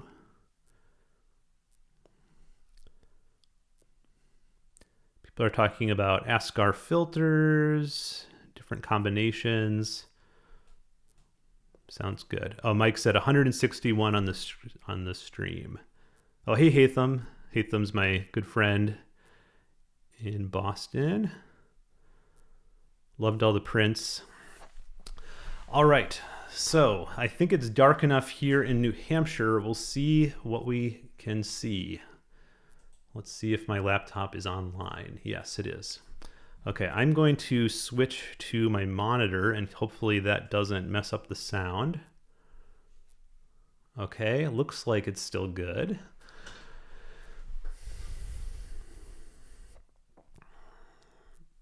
All right, so the stream is not quite over, but if you have to go ahead. I'm not trying to keep you here, but I'm gonna now go into some capturing stuff. So I'll start here in New Hampshire, and then when it gets dark in Texas, we'll go over there. So this is a live security camera feed of my observatory right now, and I was going to maybe try to set up something different or use this big one, but I didn't get time to do that. So I'm just going to do something with my camera lens setup here. And because it's clear, and might as well test this out and see how live streaming capturing works. So here I have Google Chrome. Let me just close these tabs. So this is Chrome Remote Desktop, and before I had never used this before I set up its Starfront, but this is what Brave Falls recommended to me to use, so that's what I used, and I've been liking it actually. It works really well on my phone, which I did not think I would use my phone for this kind of thing, but I actually end up using my phone a lot. Like when I'm traveling, I don't feel like bringing a laptop, so I can still log into my Texas telescope from my iPhone. Okay, so anyways, this is you basically just go to the device you want to set this up on, and if you are going remote, I would set this up on your remote PC ahead of time. So on the remote PC, you would go to remotedesktop.google and download this remote access software. And then after you do that, it will show up here on your account. And then all you have to do is click on it, and you're into your remote computer, and you can control it over the internet. So I'm going to click on this one, which is just my observatory out in the backyard.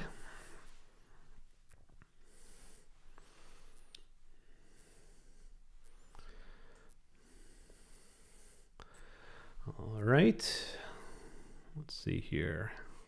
How can I see the chat? Will this work?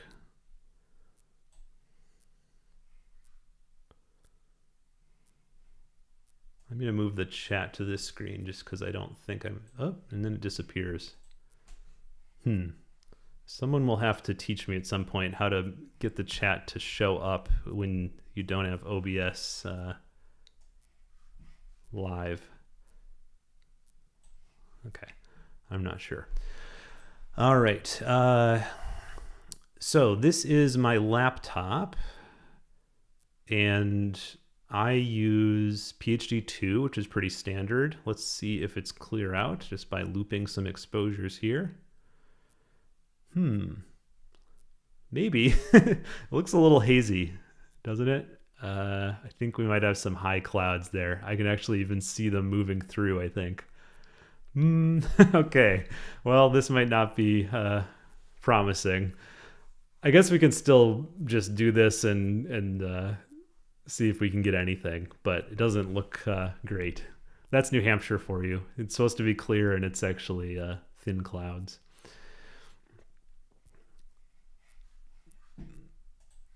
But let's see here. I still use this piece of software. This is called Sequence Generator Pro. And I'm not even on the latest version. I think the latest version is 4 point something, and I'm on 3.2. I have bought the latest version, but I'm a creature of habit, and I like using what I know well. So it takes me a long time to be sort of forced to upgrade if something's working well for me. So I'm on an older version of Sequence Generator Pro here. This setup, you can sort of see it here in the Wise Cam, is a Sigma 105 attached to a mono astro camera, and I actually have a couple more here. This is a triple lens setup. But what I really like about this setup is it can be completely automated for the night, because I have what's called a ASCOM lens driver, which can control both focus and aperture. So I really like that because, of course, autofocus, but also I can stop down the lens when I'm doing broadband or something and open it back up when I'm doing narrowband. And so I really enjoy this piece of hardware. It's sort of expensive. I can't remember exactly, probably a few $100s, but it's worth it to me. Let's just take a picture and see if we can see the clouds. Oh, this is an HA, so probably not. I don't think I even have a lumen here. Let's go red, let's go blue.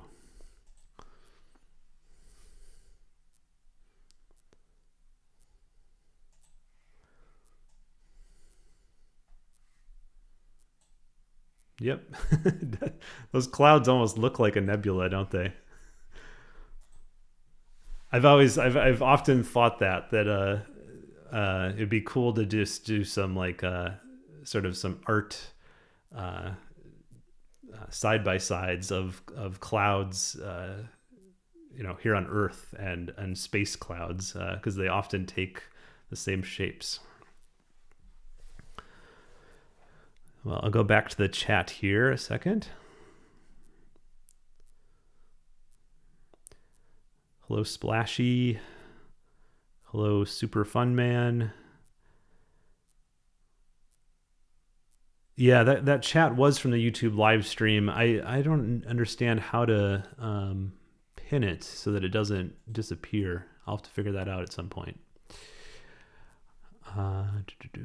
James, do you use any weather apps like Astrospheric? Yes, I do. That's the exact one I use. I had a conversation with the developer. I made a video at one point. Very nice guy, Daniel, he taught me a lot about how to interpret forecasts, and I tried to sort of make that clear in the video that it's there's more to it than just than you'd think. You really have to sort of think about the different models, but Astrospheric does a really good job of just displaying all that information. But of course here in New Hampshire, we often get clouds even when they all say it's going to be clear.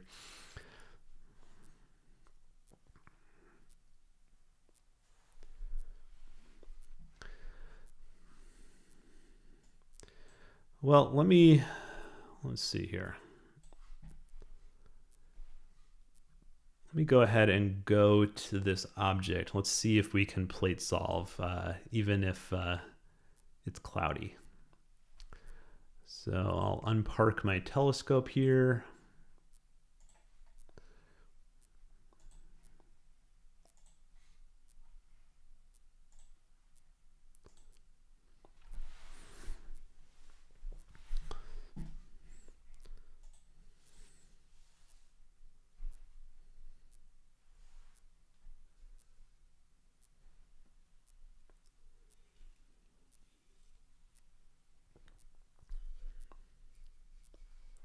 Wondering if you have a video specifically on your observatory, would you choose a different design?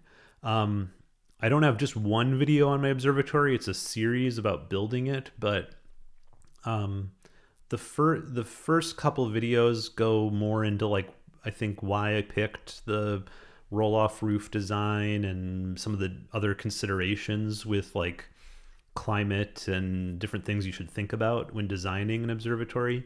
I wouldn't pick a different design. I thought about it a lot, and it was the right choice for me. But I could see how everyone's different, so you really have to think about it for yourself and your own needs, what kind of observatory you would want.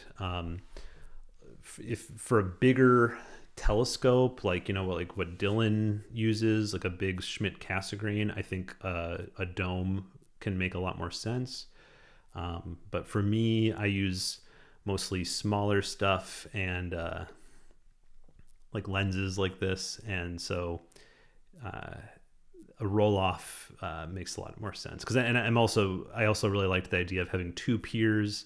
Not that I've used both the same night much at this point, but eventually I'm going to get there, because I'll get things more automated with like separate computers that I can easily switch between, and then it will be a lot easier, and I can double up on my data collection. So that'll be nice.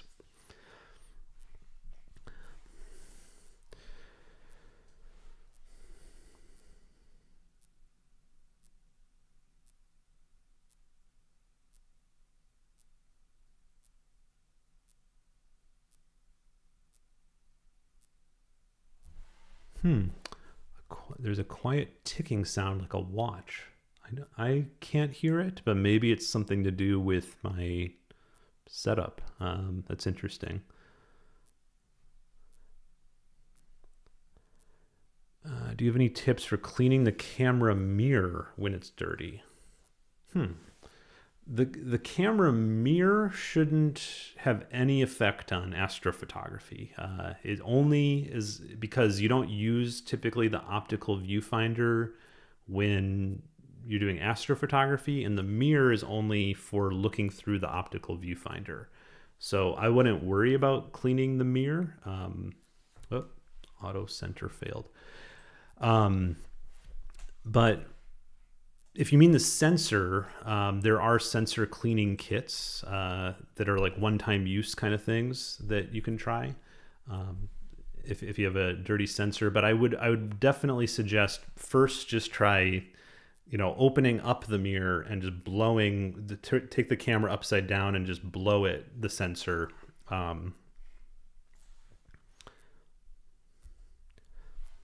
Maybe I can show here. Just take your camera and just blow it with a rocket blower to get all the dust off. If it really needs more than that because you have some kind of like moisture issue, then you can use one of those one-time use sensor cleaning kits. Raphael, yes, thank you for coming. I appreciate it. Get some good sleep. So I just went to Astrospheric. Looks like full cloud cover for the eclipse. Yeah, I mean, it's only Monday, so things can change, but it's not looking good at this point.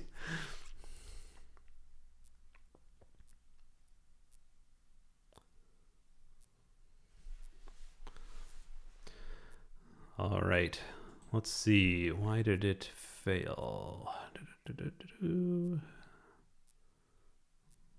Probably just because it's cloudy. Well, let's see. What time would it be in Texas? Do you think it's dark enough in Texas yet?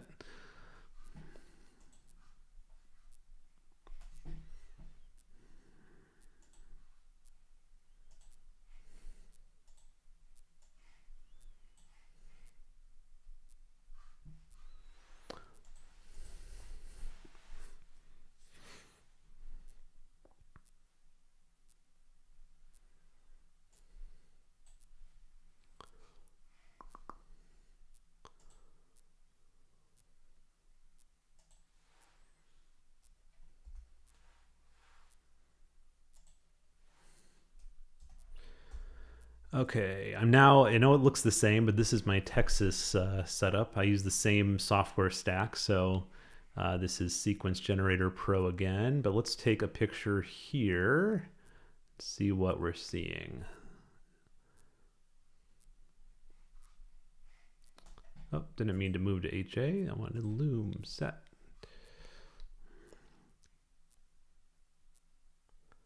Okay, I'm taking a test exposure to see if it's dark enough to do some starting work. Yes, it is. Okay.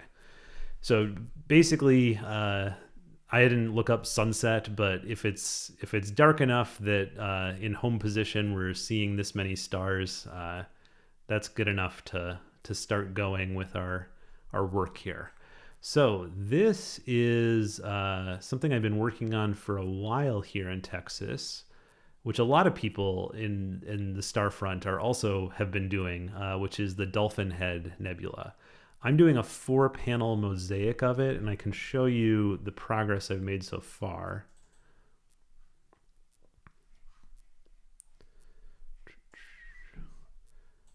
Okay, so this is the 4-panel mosaic. I think this is just HOO, but I've also been shooting red, green, blue, so I can't remember if I incorporated the RGB stars into this, because I made this a few weeks ago. But this was just a test of what I had so far. But I did release just a crop of the dolphin head on Instagram. But this is the full thing that I'm working on. But it's looking like I probably won't finish this image until next season, because what I'm really trying to do is bring out not only the emission nebulae that you're seeing here, the O3 and the HA, but also the brown dust, because I've seen images of this Messier cluster up here where it's the HA, but then there's also brown dust that has different structure. And so what I'd really like to do with this mosaic is like deep in every color channel, basically, and in HA, O3, LRGB. And I think that could look pretty cool. There's other images on Astrobin that have almost this framing, but they didn't go deep on the LRGB. So that's sort of what I want to bring to it as a unique spin.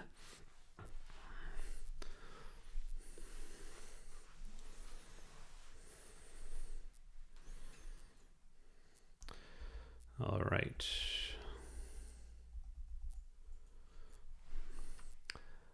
So let's go ahead and go to, let me unpark my mount.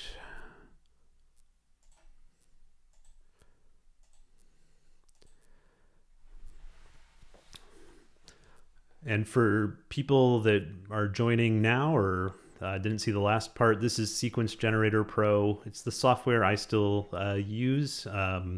You can use it in many different ways. It's very flexible. And I think that flexibility has made it somewhat complex. So I don't necessarily recommend it for beginners. I think that Nina probably has a lot bigger user base now, and so you can get more help with that. The reason I still use this is because I'm just very used to it. And I know where all the buttons are and how I've set it up. So it's easy for me.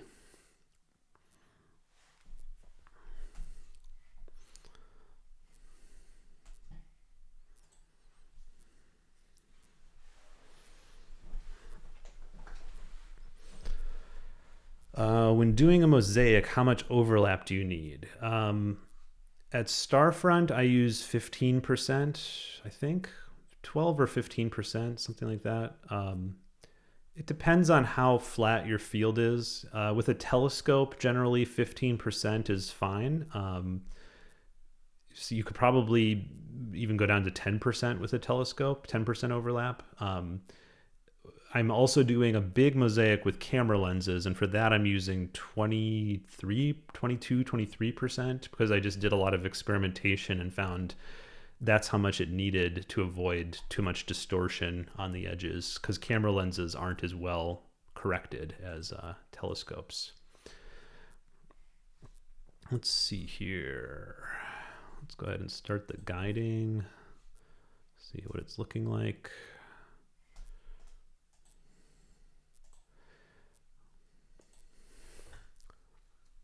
So Sequence Generator Pro can do all of these things automatically, but I often just like starting things myself just to make sure there's no problems, because usually you can see if there's going to be any problems very quickly.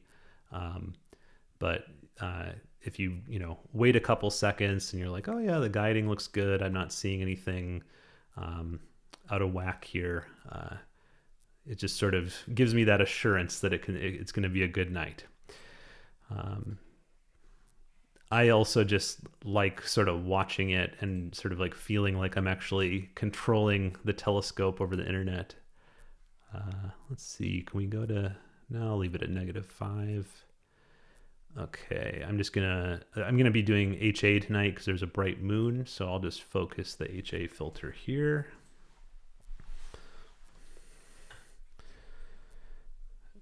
Have you sent anything to APOD? Yeah, I've sent some pictures. Occasionally they'll do the feature on Facebook or Instagram, but I haven't gotten an APOD. Felipe says it looks more complex than Nina. Is it Mac only? It's actually Windows only. I'm on a Mac, but my remote computers are Windows. And is it more complex than Nina? I don't know, because I don't use Nina. I want to learn it, but I think they're both somewhat complex. But like I said, probably Nina would be the better choice today because there's just so many more people to help with it. Mike says, make sure your rotations are right before creating your panels for the mosaic. Yes, Telescopius, the website is very nice for mosaic planning, and there's a checkbox. It's just figure out the rotations, and it's amazing. Of course, if you're using a remote telescope like I am here, you do need to have a rotator to take use of that, but it's pretty nice. And I think even if you don't have a rotator, you can still do mosaics. Just the closer you get to the celestial pole, the harder it'll be, because there's just a lot more rotation between the panels close to the pole.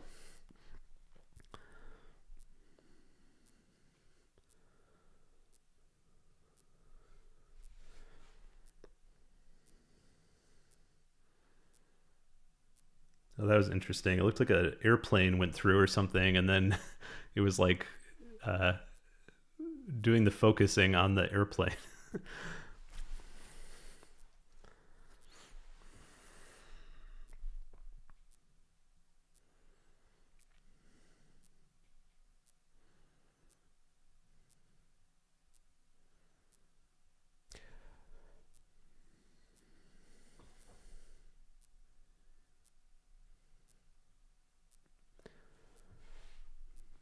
So what happened there was the autofocuser, it was off enough that it ran through making the V curve, but then realized, it was a little bit too far off. So then it's now taking another curve at a better focus position. One criticism I've heard of Sequence Generator Pro is this autofocus routine is fairly slow, and some people find that that it misses. I find it slow, but I don't find that it misses for me. I find it is always giving me good focus, but it is a little bit slow.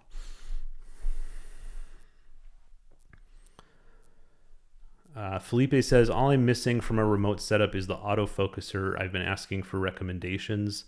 I would recommend the ZWO EAF. I know that it's, some people don't like ZWO gear, but I just found that the ZWO EAF is a fairly rock solid autofocuser. It really does work well.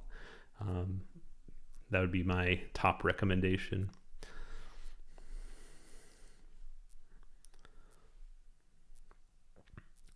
Raul says, I just started astrophotography just a week ago. I followed your video of shooting Orion Nebula, and I was able to take 462 lights. So that's great. I wonder if you've stacked them yet. The stacking of hundreds of pictures can take a while, but I think you'll enjoy it. Oh, you said you did stack. Okay. You tried different programs and the results were very different. Oh, that's interesting.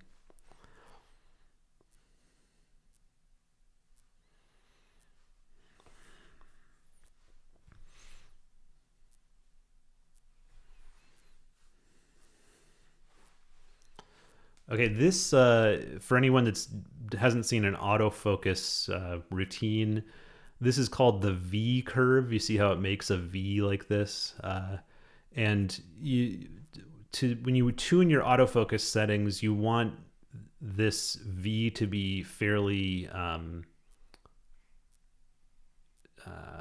This looks good. I don't know how to exactly describe it, but you don't want it to be much steeper on one side than the other. That has to do with backlash and different things that you can set up when you tune your autofocus settings. It's usually once in a while it's an actual, if you don't get a good curve, it's an actual problem with the coupling on the mechanically with the autofocuser, but often it's something where you can just tune the settings in the software and get a better curve. All right, let's see if the guiding still looks good. Well, it was a little weird when I was doing the autofocusing, but it'll calm down now. All right, let's go ahead and try taking a picture here.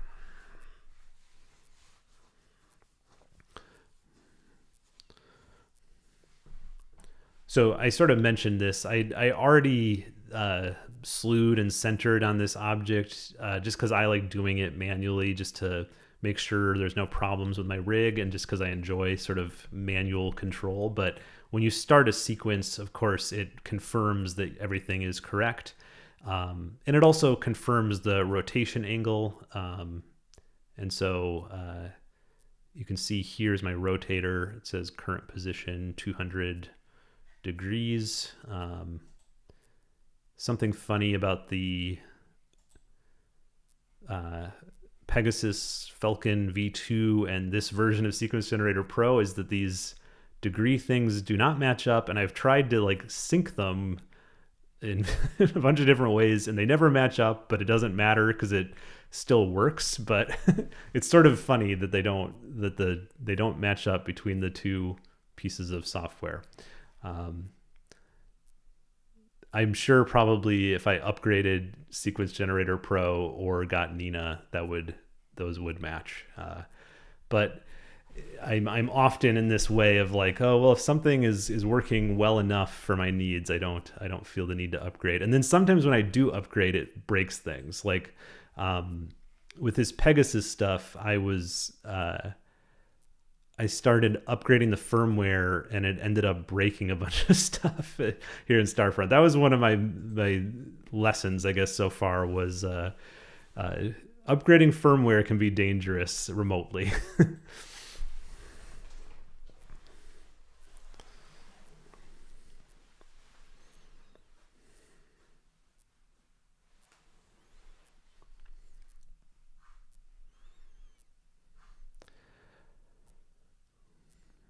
All right.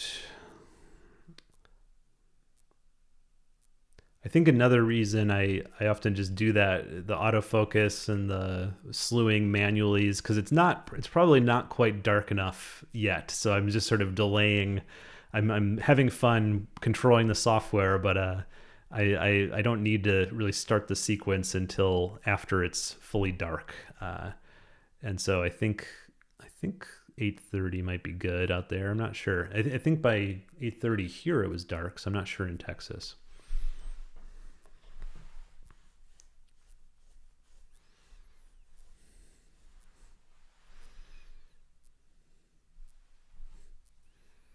Yes, in the chat, people are saying never upgrade firmware unless absolutely necessary. I definitely learned that lesson. I think I'm usually that way too, but for some reason I think I was just tired and I would just open something up and was like, sure, upgrade firmware, and then it bricked something. So um, it's definitely more dangerous remotely to try that.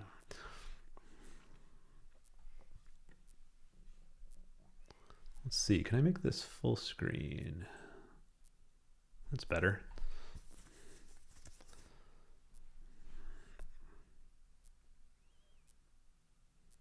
Oh, and you know what? This would be more interesting. Let me bring up SharpCap. I have a camera pointed at my mount, so that might be interesting to look at.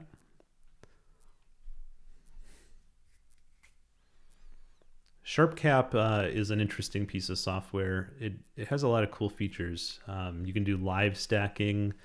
You can it has a really nice polar alignment feature that just uses your guide scope and guide camera to polar align your mount very accurately.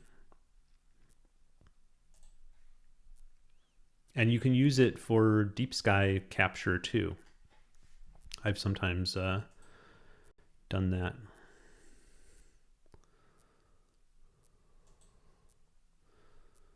Let's see. I'm going to turn display stretch off for a second. I just want to see what a 25-second picture looks like. Sometimes with the moonlight, you don't really need the histogram stretch with this camera. I want to check this out.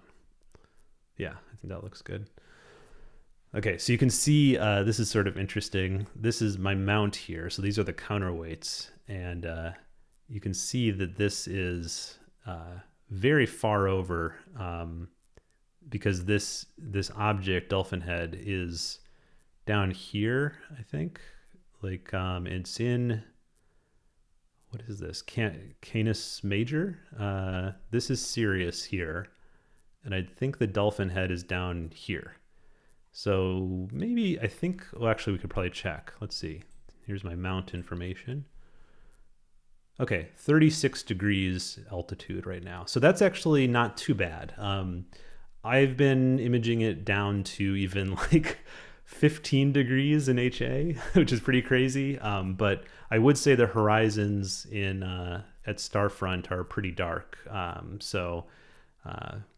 But you can see here, this is also an interesting view because this is the last bit of sunlight over here. And this up here, I think, is the moonlight starting to stream in.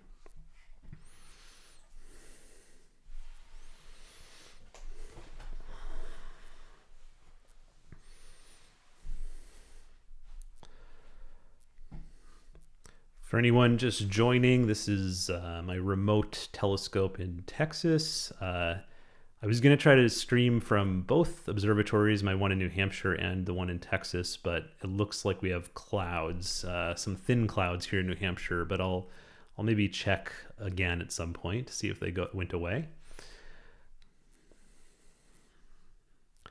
And let's see if we are capturing now. Yes. You can see down here it says integrating, and it gives you like a little countdown in this green bar. And here's the guiding.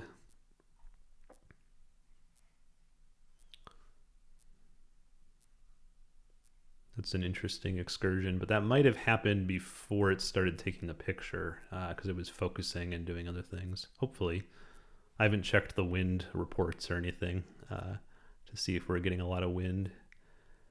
Usually the wind doesn't affect my setup too much. I think because it's a fairly lightweight refractor, and then I have a traditional mount with like plenty of weight, you know? So I think that the people at Starfront getting more affected by wind are like if they have a harmonic mount and then a big telescope on it, that's a very, probably a dangerous setup for being affected by winds down there.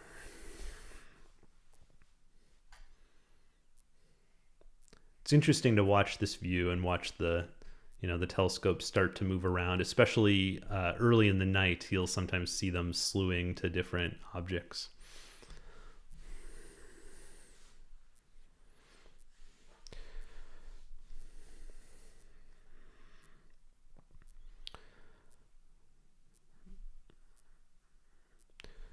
Has anyone tested what affects image stacking speed? What affects image stacking speed? Like single-threaded, multi-threaded, how many cores it scales to, if RAM speed or timing affects it, and storage speed. I haven't done a controlled test of that, but I've done enough experimentation with different devices that I can tell you storage speed makes a huge difference. Like if you can help it, never use a spinning disk hard drive for processing. I always use an SSD because you're going to get much better speed because it's writing a lot of files when you're doing calibration and stacking. So how fast it can write those files and read those files makes a really big difference. I'd say that's number one, but then number two is, yeah, your CPU, your processor, and having lots of cores to throw at it will always help. RAM and RAM speed doesn't seem to make as much difference for stacking. Scope Trader, hello. I was just emailing with you recently. I'm late here. What acquisition software is this? The one I have open right now is SharpCap, but this is just sort of showing a live view of my mount in Texas. And then this one, if I can open it. This is Sequence Generator Pro 3 point something, 3.2? I had it up before, let's see. An old 3.2. So it's an old version of Sequence Generator Pro that I learned this stuff on. So because it's still working and I know where all the buttons are, it's what I still am using today. But I know that as a YouTube channel, I should probably get something more up to date, either update Sequence Generator or try Nina.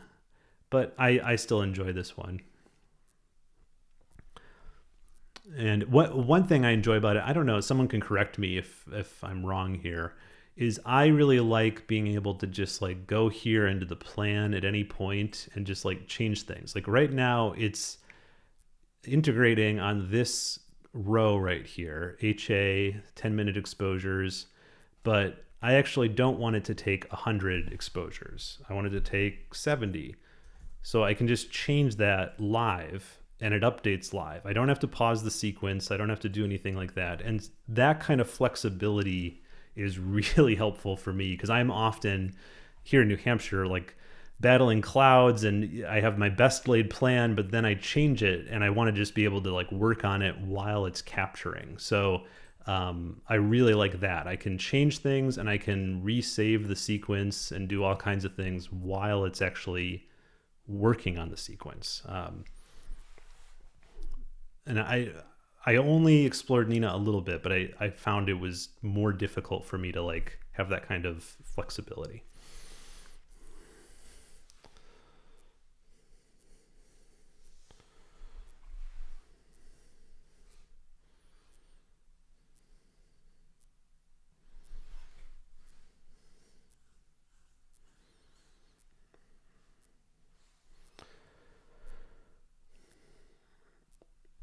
Have you tried SATA SSD versus NVMe SSD for image stacking? And if so, was there a difference? I haven't done a side-by-side test to tell you. I can tell you I often work off external SSDs connected over like USB 3.2 and they are still very fast. And I don't think those would be NVMe, but correct me if I'm wrong. And so I have found that any SSD, any modern SSD will be pretty fast for stacking. But I haven't done that kind of like side by side of different types of SSDs. Michael asks, your guide camera image looks so much better than mine. Darker, more stars. What guide scope camera are you using? I don't actually remember. Let me see here.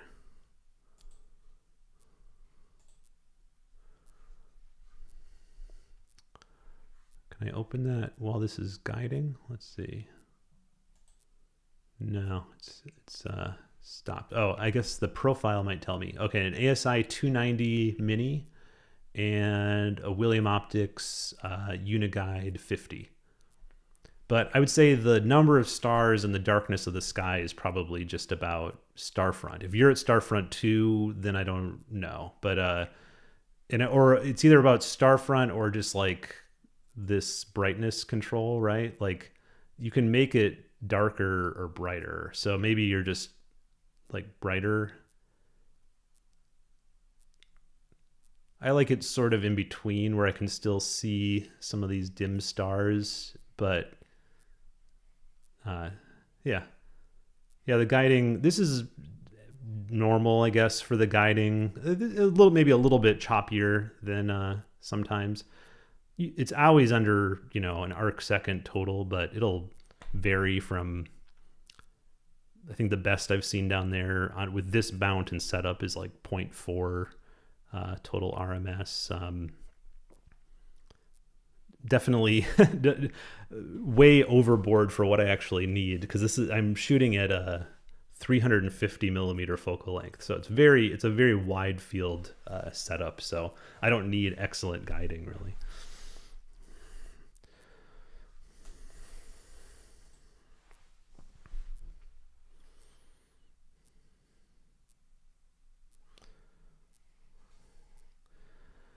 All right, I think we're about to get our first image in here. I don't know how interesting this is going to be. Maybe I should switch to the one with the dolphin head. That'd be more fun.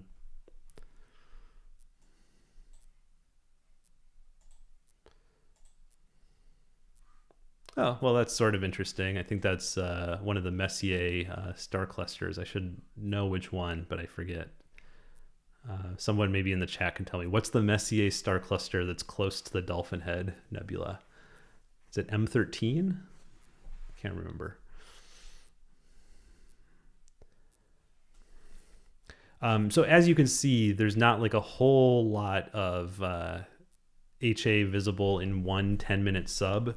But then if we look at 20 hours of HA integrated, you can see there's a really nice HA structure that goes right through that star cluster. So the panel that we're collecting right now is this upper right panel up here.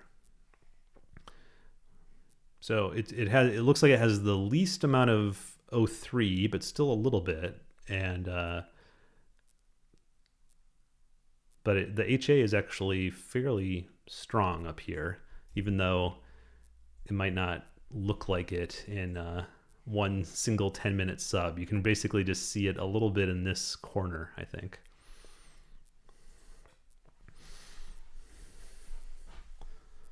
Oh, M41, thank you. Yeah, that's not M13. That's not right at all. Oh, Dark Sky Geek, thank you for stopping by. For anyone doesn't know, Dark Sky Geek has a great YouTube channel. Lots of very informative videos. Does all kinds of science cases for using your telescope. They're really inspirational.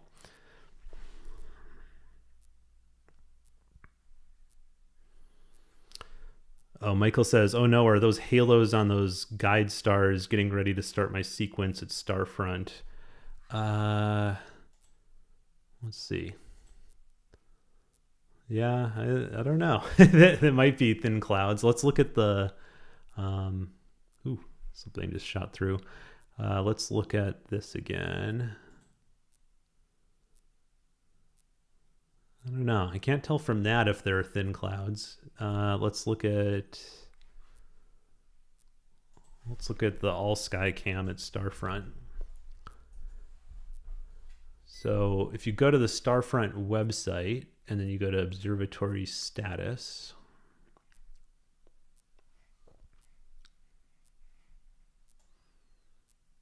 yeah, I think look at that.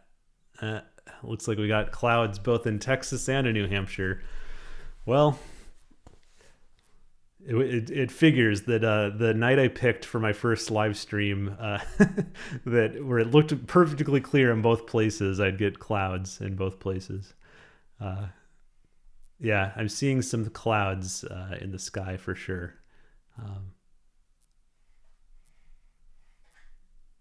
But I don't know. I mean, the first sub that came back in HA, that doesn't look too far off from the rest of my data. So maybe they're fast moving clouds. I don't know.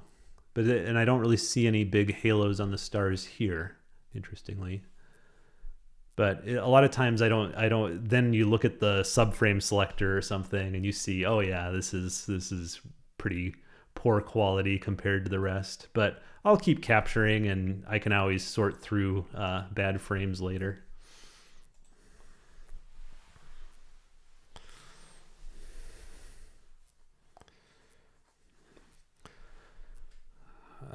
George asked, do they measure the sky temperature? I don't know. Let's see if that's on the page.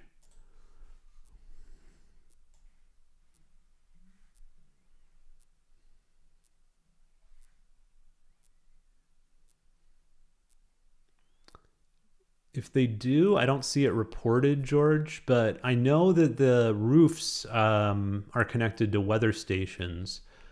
So maybe that data is exposed in some way, but I don't know how to access it. It's a good question though. Next time I make a Starfront video, I'll have that figured out.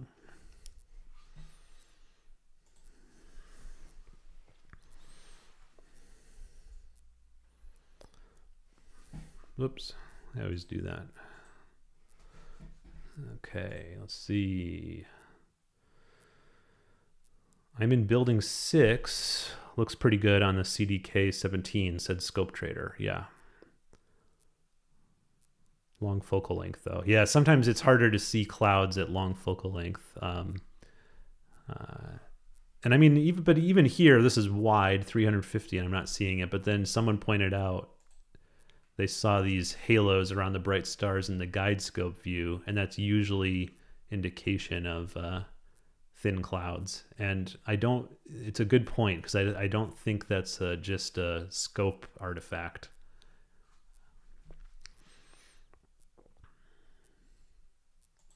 Let's see if we can see anything in this view. So in this view, it's hard to see if there's any clouds because there's so much light scatter from the moon right now that you really can't see much about the sky. So I think our best bet for seeing clouds is this view. Although I'm not sure how, it looks like this is updating every 57 seconds. But I don't know if it updates on its own or if you have to refresh the page. Let's see, I think you have to refresh the page actually.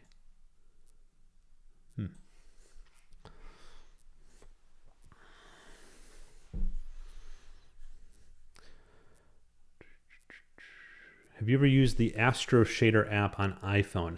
I have tried it, but I didn't try it enough to get a good result. I think I'm gonna have to experiment more with that one. What I was really interested in trying to do was like see because usually if you use the more zoomed in camera on your phone, on your iPhone, it's very noisy. So I was hoping maybe if I use that more zoomed in camera system, but then use Astro Shader to improve the signal to noise, that I could get a good image of something like Andromeda. But I didn't. It still was not, Andromeda didn't really come out very well. So I'll keep trying though. Maybe eventually I'll crack that. But for anyone that doesn't know, Astro Shader is I think it's a free app, or maybe it's a couple dollars, but it's a stacking app on iPhone. Pedro says, just to say hello from Portugal. Thank you, Pedro.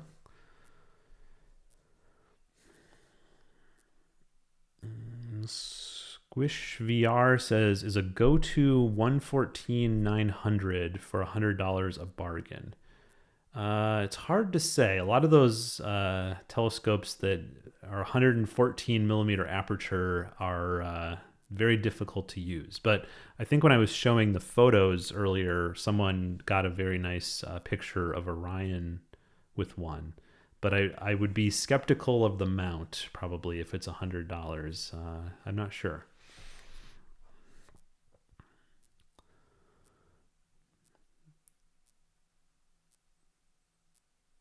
Oh, Mike said could be moon glow on the 50mm guide scope too. The dew shield is not that long. Yeah, could be. I'm not sure. Although I think in this, it's interesting, this sky view, I see these scattered clouds, but it doesn't seem to be updating. Like I just refreshed it and they seemed in the same place. So I'm not sure what's going on there. Maybe that's moon glow too. But it looks like clouds, doesn't it? But maybe that's actually the end of this. It's a complex reflection off the moon. That could be. Or maybe that's what you meant. Or no, you said the 50mm guide scope. But it could be the case here too, that what I'm thinking is clouds is actually just some kind of weird reflection in this all sky view. So maybe we're good. I guess we could look at these other ones here. These look pretty good, right? That looks like fairly natural, no clouds in the sky.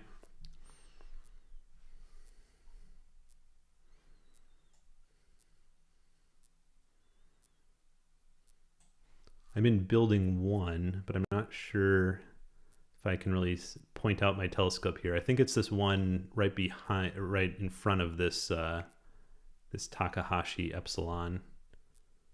Because if we look at the if we look at this view, there's that Takahashi Epsilon right there.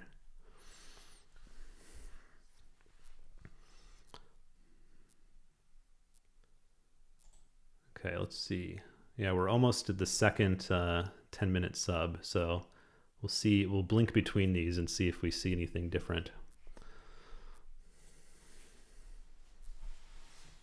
Isaac says, I think it's a reflection within the sky cam.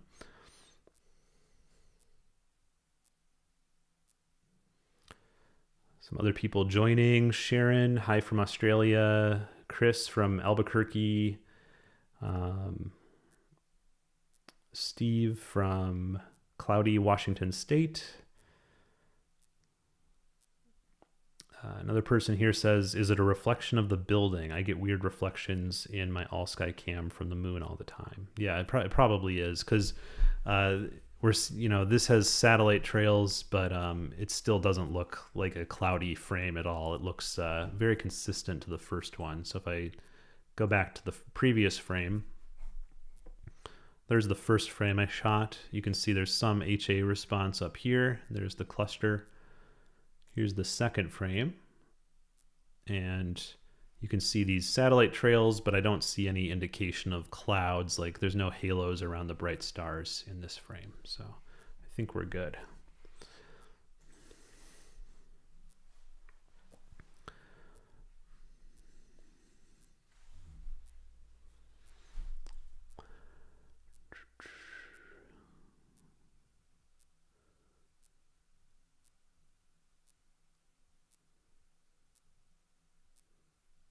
Michael said, just checked my guider pointing at Polaris and no halos. I'm in building 3. Okay, great.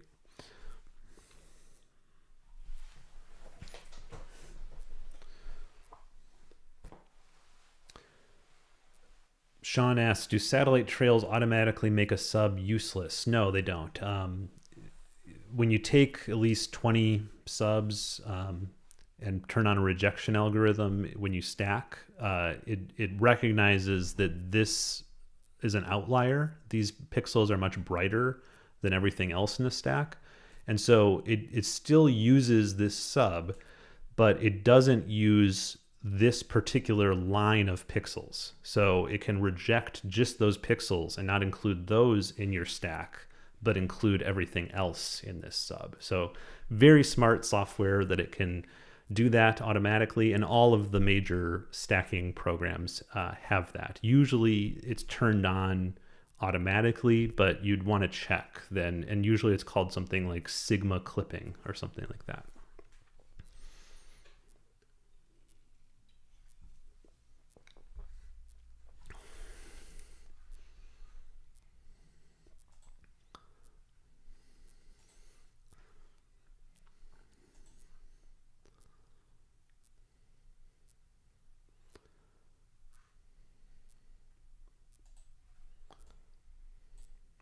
I'm just going to my other set up here. Looks like we're pretty much in the trees still. Well, maybe I have to pick something else. Would be higher up.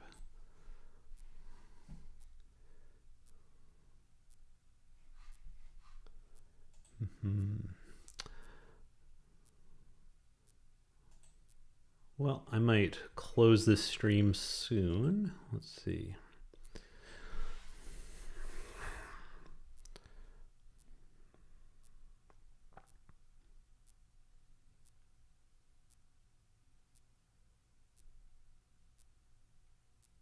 Oh, Chris says, I remember stacking negatives in the darkroom 30 years ago. Yeah, a lot of people, I think, don't realize the term stacking comes from actually like the film era of taking physical negatives and stacking them together. That's why we have that term. It's pretty cool. Michael says, I'm in Rhode Island imaging Leo triplet right now. That's cool. Leo, yeah. That might be a good one to go to.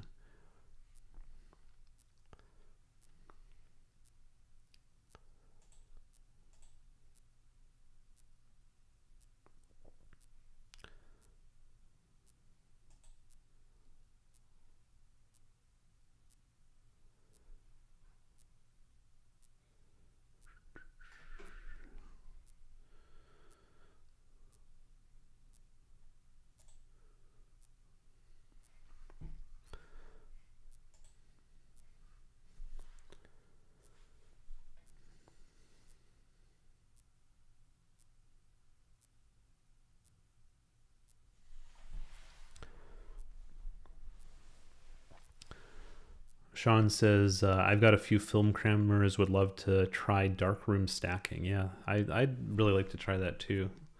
I think it would really sort of show the process of stacking more clearly than digital, which is a little bit more of a black box.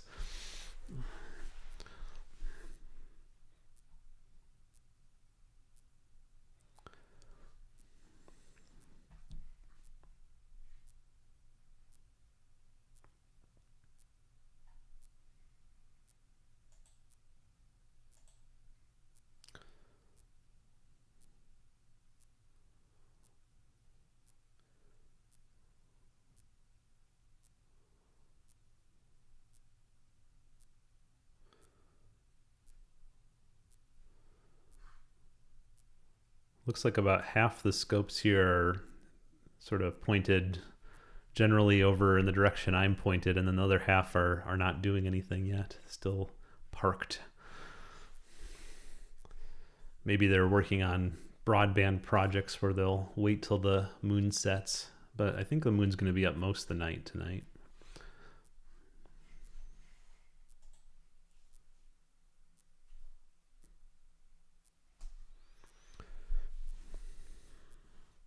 Thanks, Todd. Good to see you here. Todd is a Patreon member, comes to a lot of the Sunday chats, and really nice guy.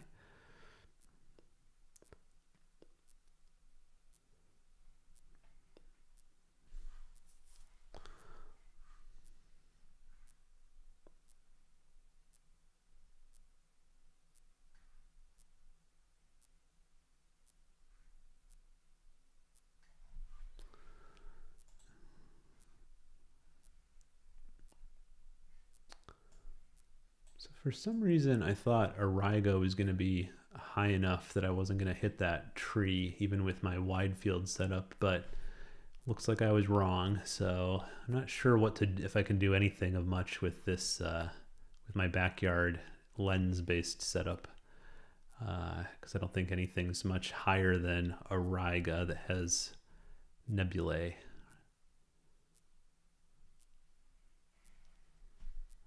I guess I could just try going to Orion and seeing if that's in between a gap in the trees right now. Let's see. I'm going to open up a planetarium.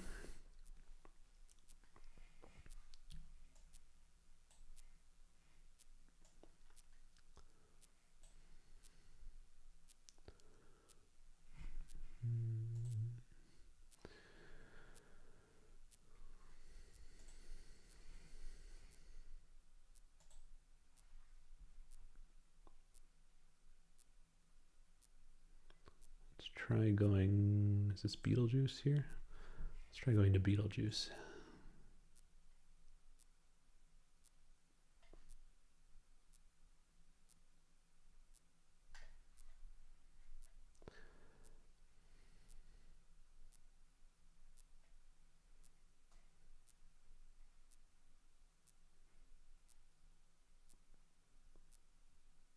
Next time I do this, I should fix this taskbar so that it doesn't hide, because it's sort of annoying to do that with a double hiding taskbar. Okay, let's see. I'm guessing this is going to be in my trees too. Yep. All right. Well, I don't think there's anything I can do with my wide field setup in the backyard right now. Had to hit those earlier in the night for it to work.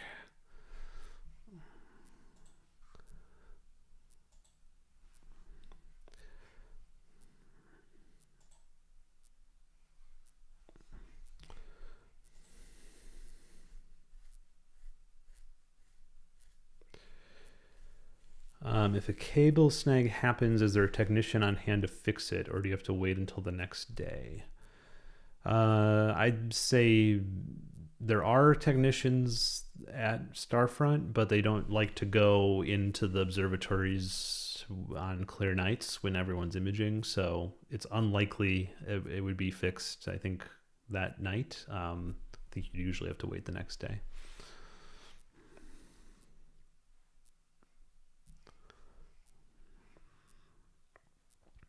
Oh, but Mike says, yes, the techs work all night. Sometimes they are short-staffed for one reason or another. So I'm not sure. I remember when I was down there for the tour, they were sort of saying they didn't want to like have to walk through all the telescopes at night, just, you know, so they don't bump into someone's thing that's imaging. So I don't know if they have gotten so good at that they don't worry about it anymore.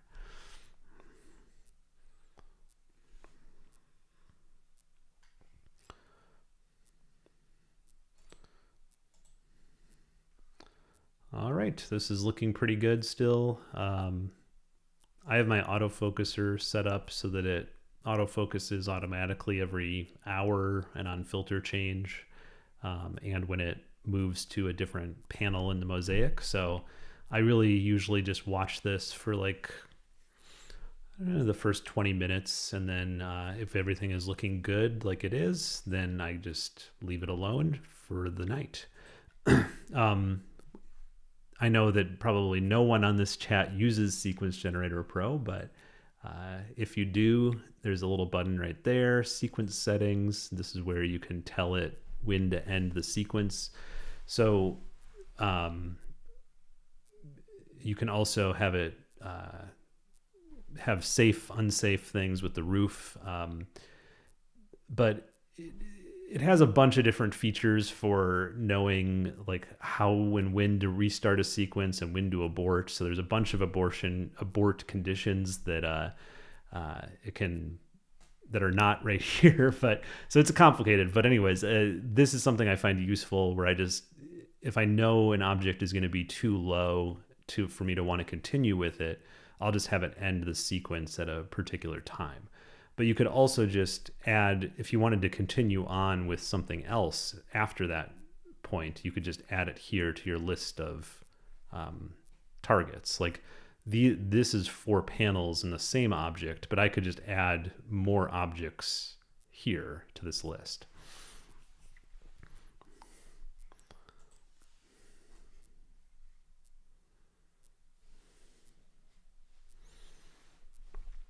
Oh, Matt says, I use SGP until 2 or 3 months ago. Okay, so recent switch for Matt.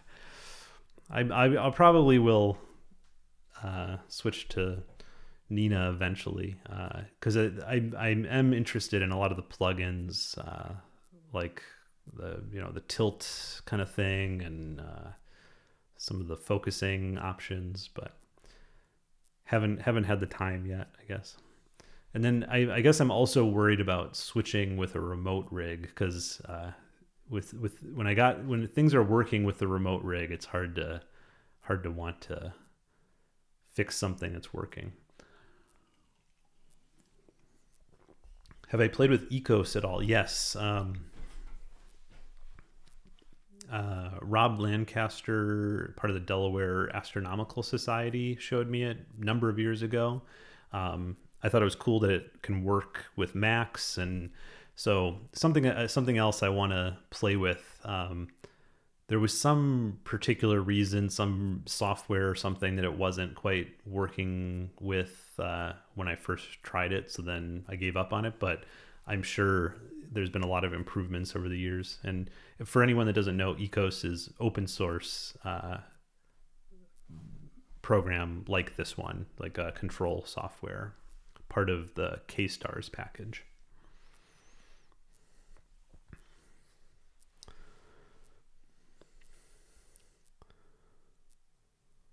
Matt said only switched because of the great community support at SFRO. Yeah, at Starfront. So that's definitely true. I'd say over 90% of people that aren't using, ASI Air are using Nina at Starfront.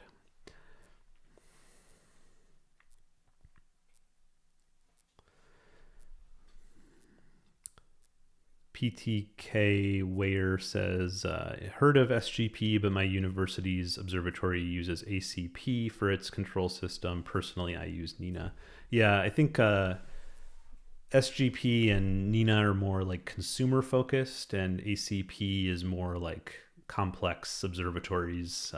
Sometimes professionals will need something like that for really controlling every aspect of an observatory.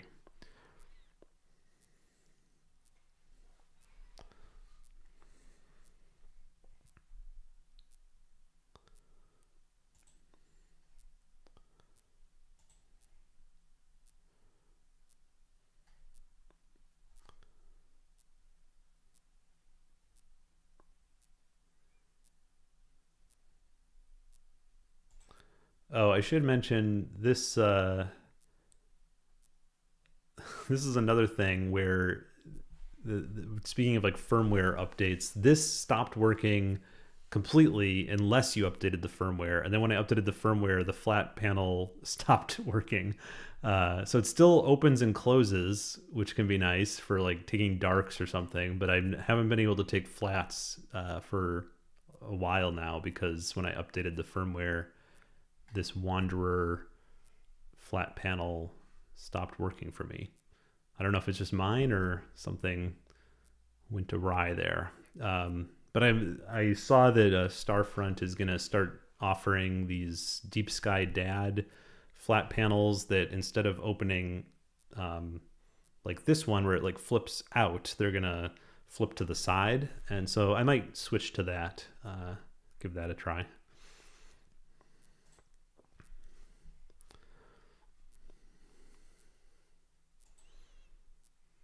I haven't found that it's been an issue that I can't take new flats, because my old flats still work fine. But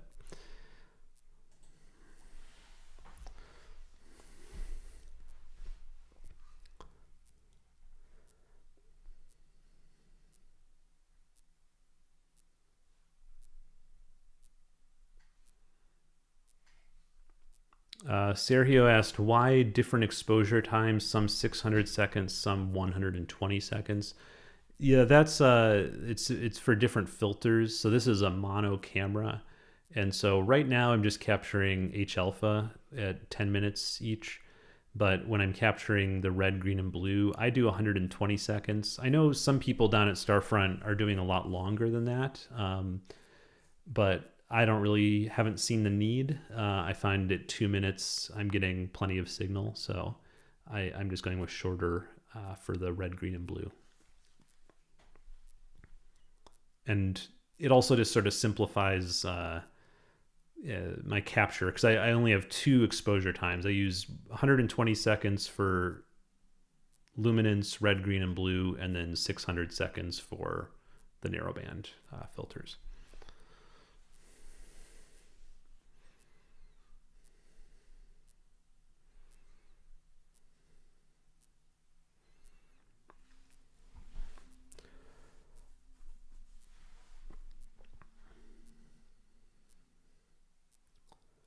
Mike said, that's amazing that your flat still worked after the dust storm came through. I think I had my telescope covered up during that. So hopefully I didn't get too much dust. But also dust on the front of the telescope shouldn't really affect your flats. It's really only dust on the sensor or the reducer element that they're really going to show up in flats. The dust on the front of your telescope is too out of focus to really do anything. Isaac said, have you tried sky flats? I have not. Well, no, I have tried them, not at Starfront. I've always found them sort of fickle. I know I've heard now cool strategies to do them correctly, like dithering your telescope a little bit so you can reject any stars that come through, or I don't know, different things that people are doing. But so it'd be fun. It's something fun to look into, but I've always found them a little difficult to create. So I've always liked the flat panel flats better.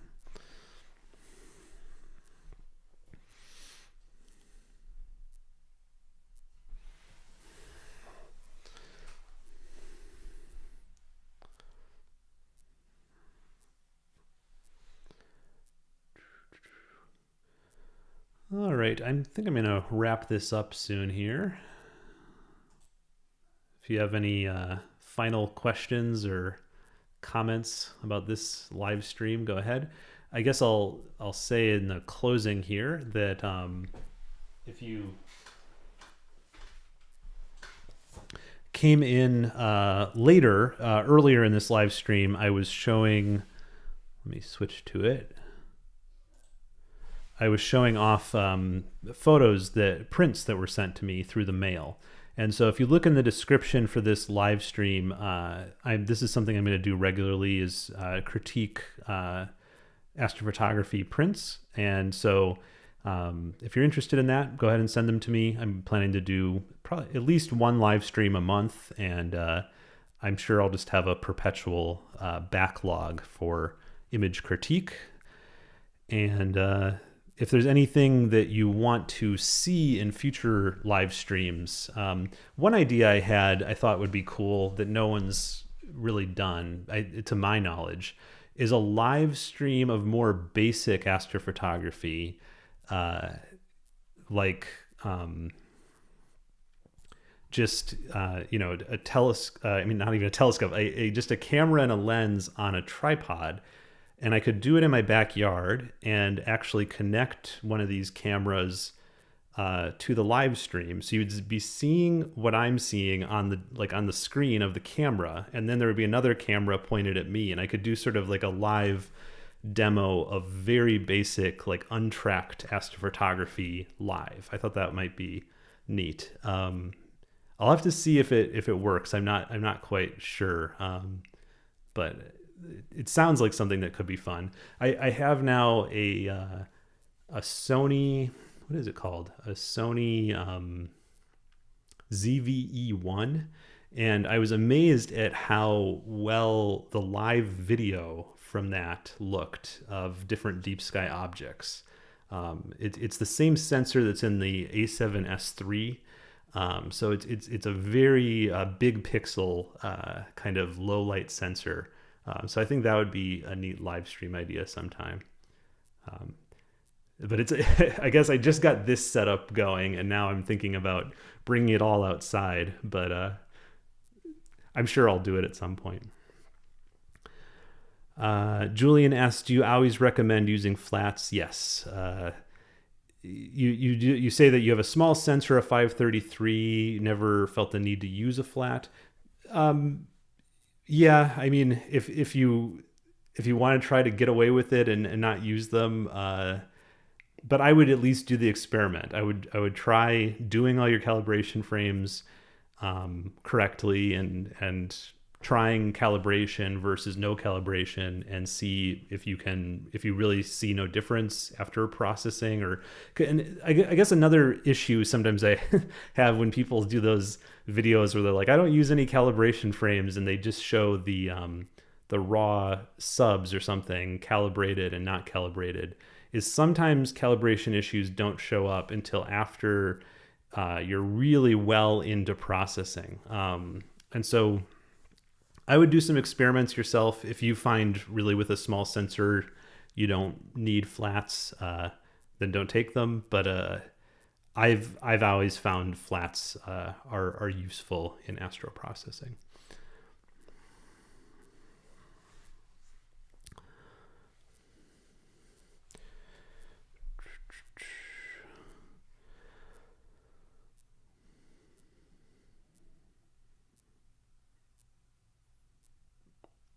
Destiny said it would be cool if we could get lots of people to stack the same images to crowdsource how much hardware affects speed. One that reminds me, Destiny, that there is some kind of like PixInsight benchmark, and I'm sure if you Google PixInsight benchmarks, this will show up. That's built into PixInsight that compares all these different hardware configurations for how quickly it will speed up PixInsight. So that would be actually a good thing to look at for what you're asking, because it even goes into like, you know, people that are using PixInsight on Linux versus Windows to get a slightly speed increase or things. So you can play around with that, and I think it can be pretty interesting. All right, everyone. I'm going to sign off here. For the most part, the tech worked out. Had a few little audio issues, but I'm glad that the cameras all stayed on. And so thanks, everyone, for coming. And till next time, clear skies. And especially for the lunar eclipse. I'm not sure if in the Northeast if it's looking too good, but hopefully for people that live elsewhere, you get a nice clear eclipse.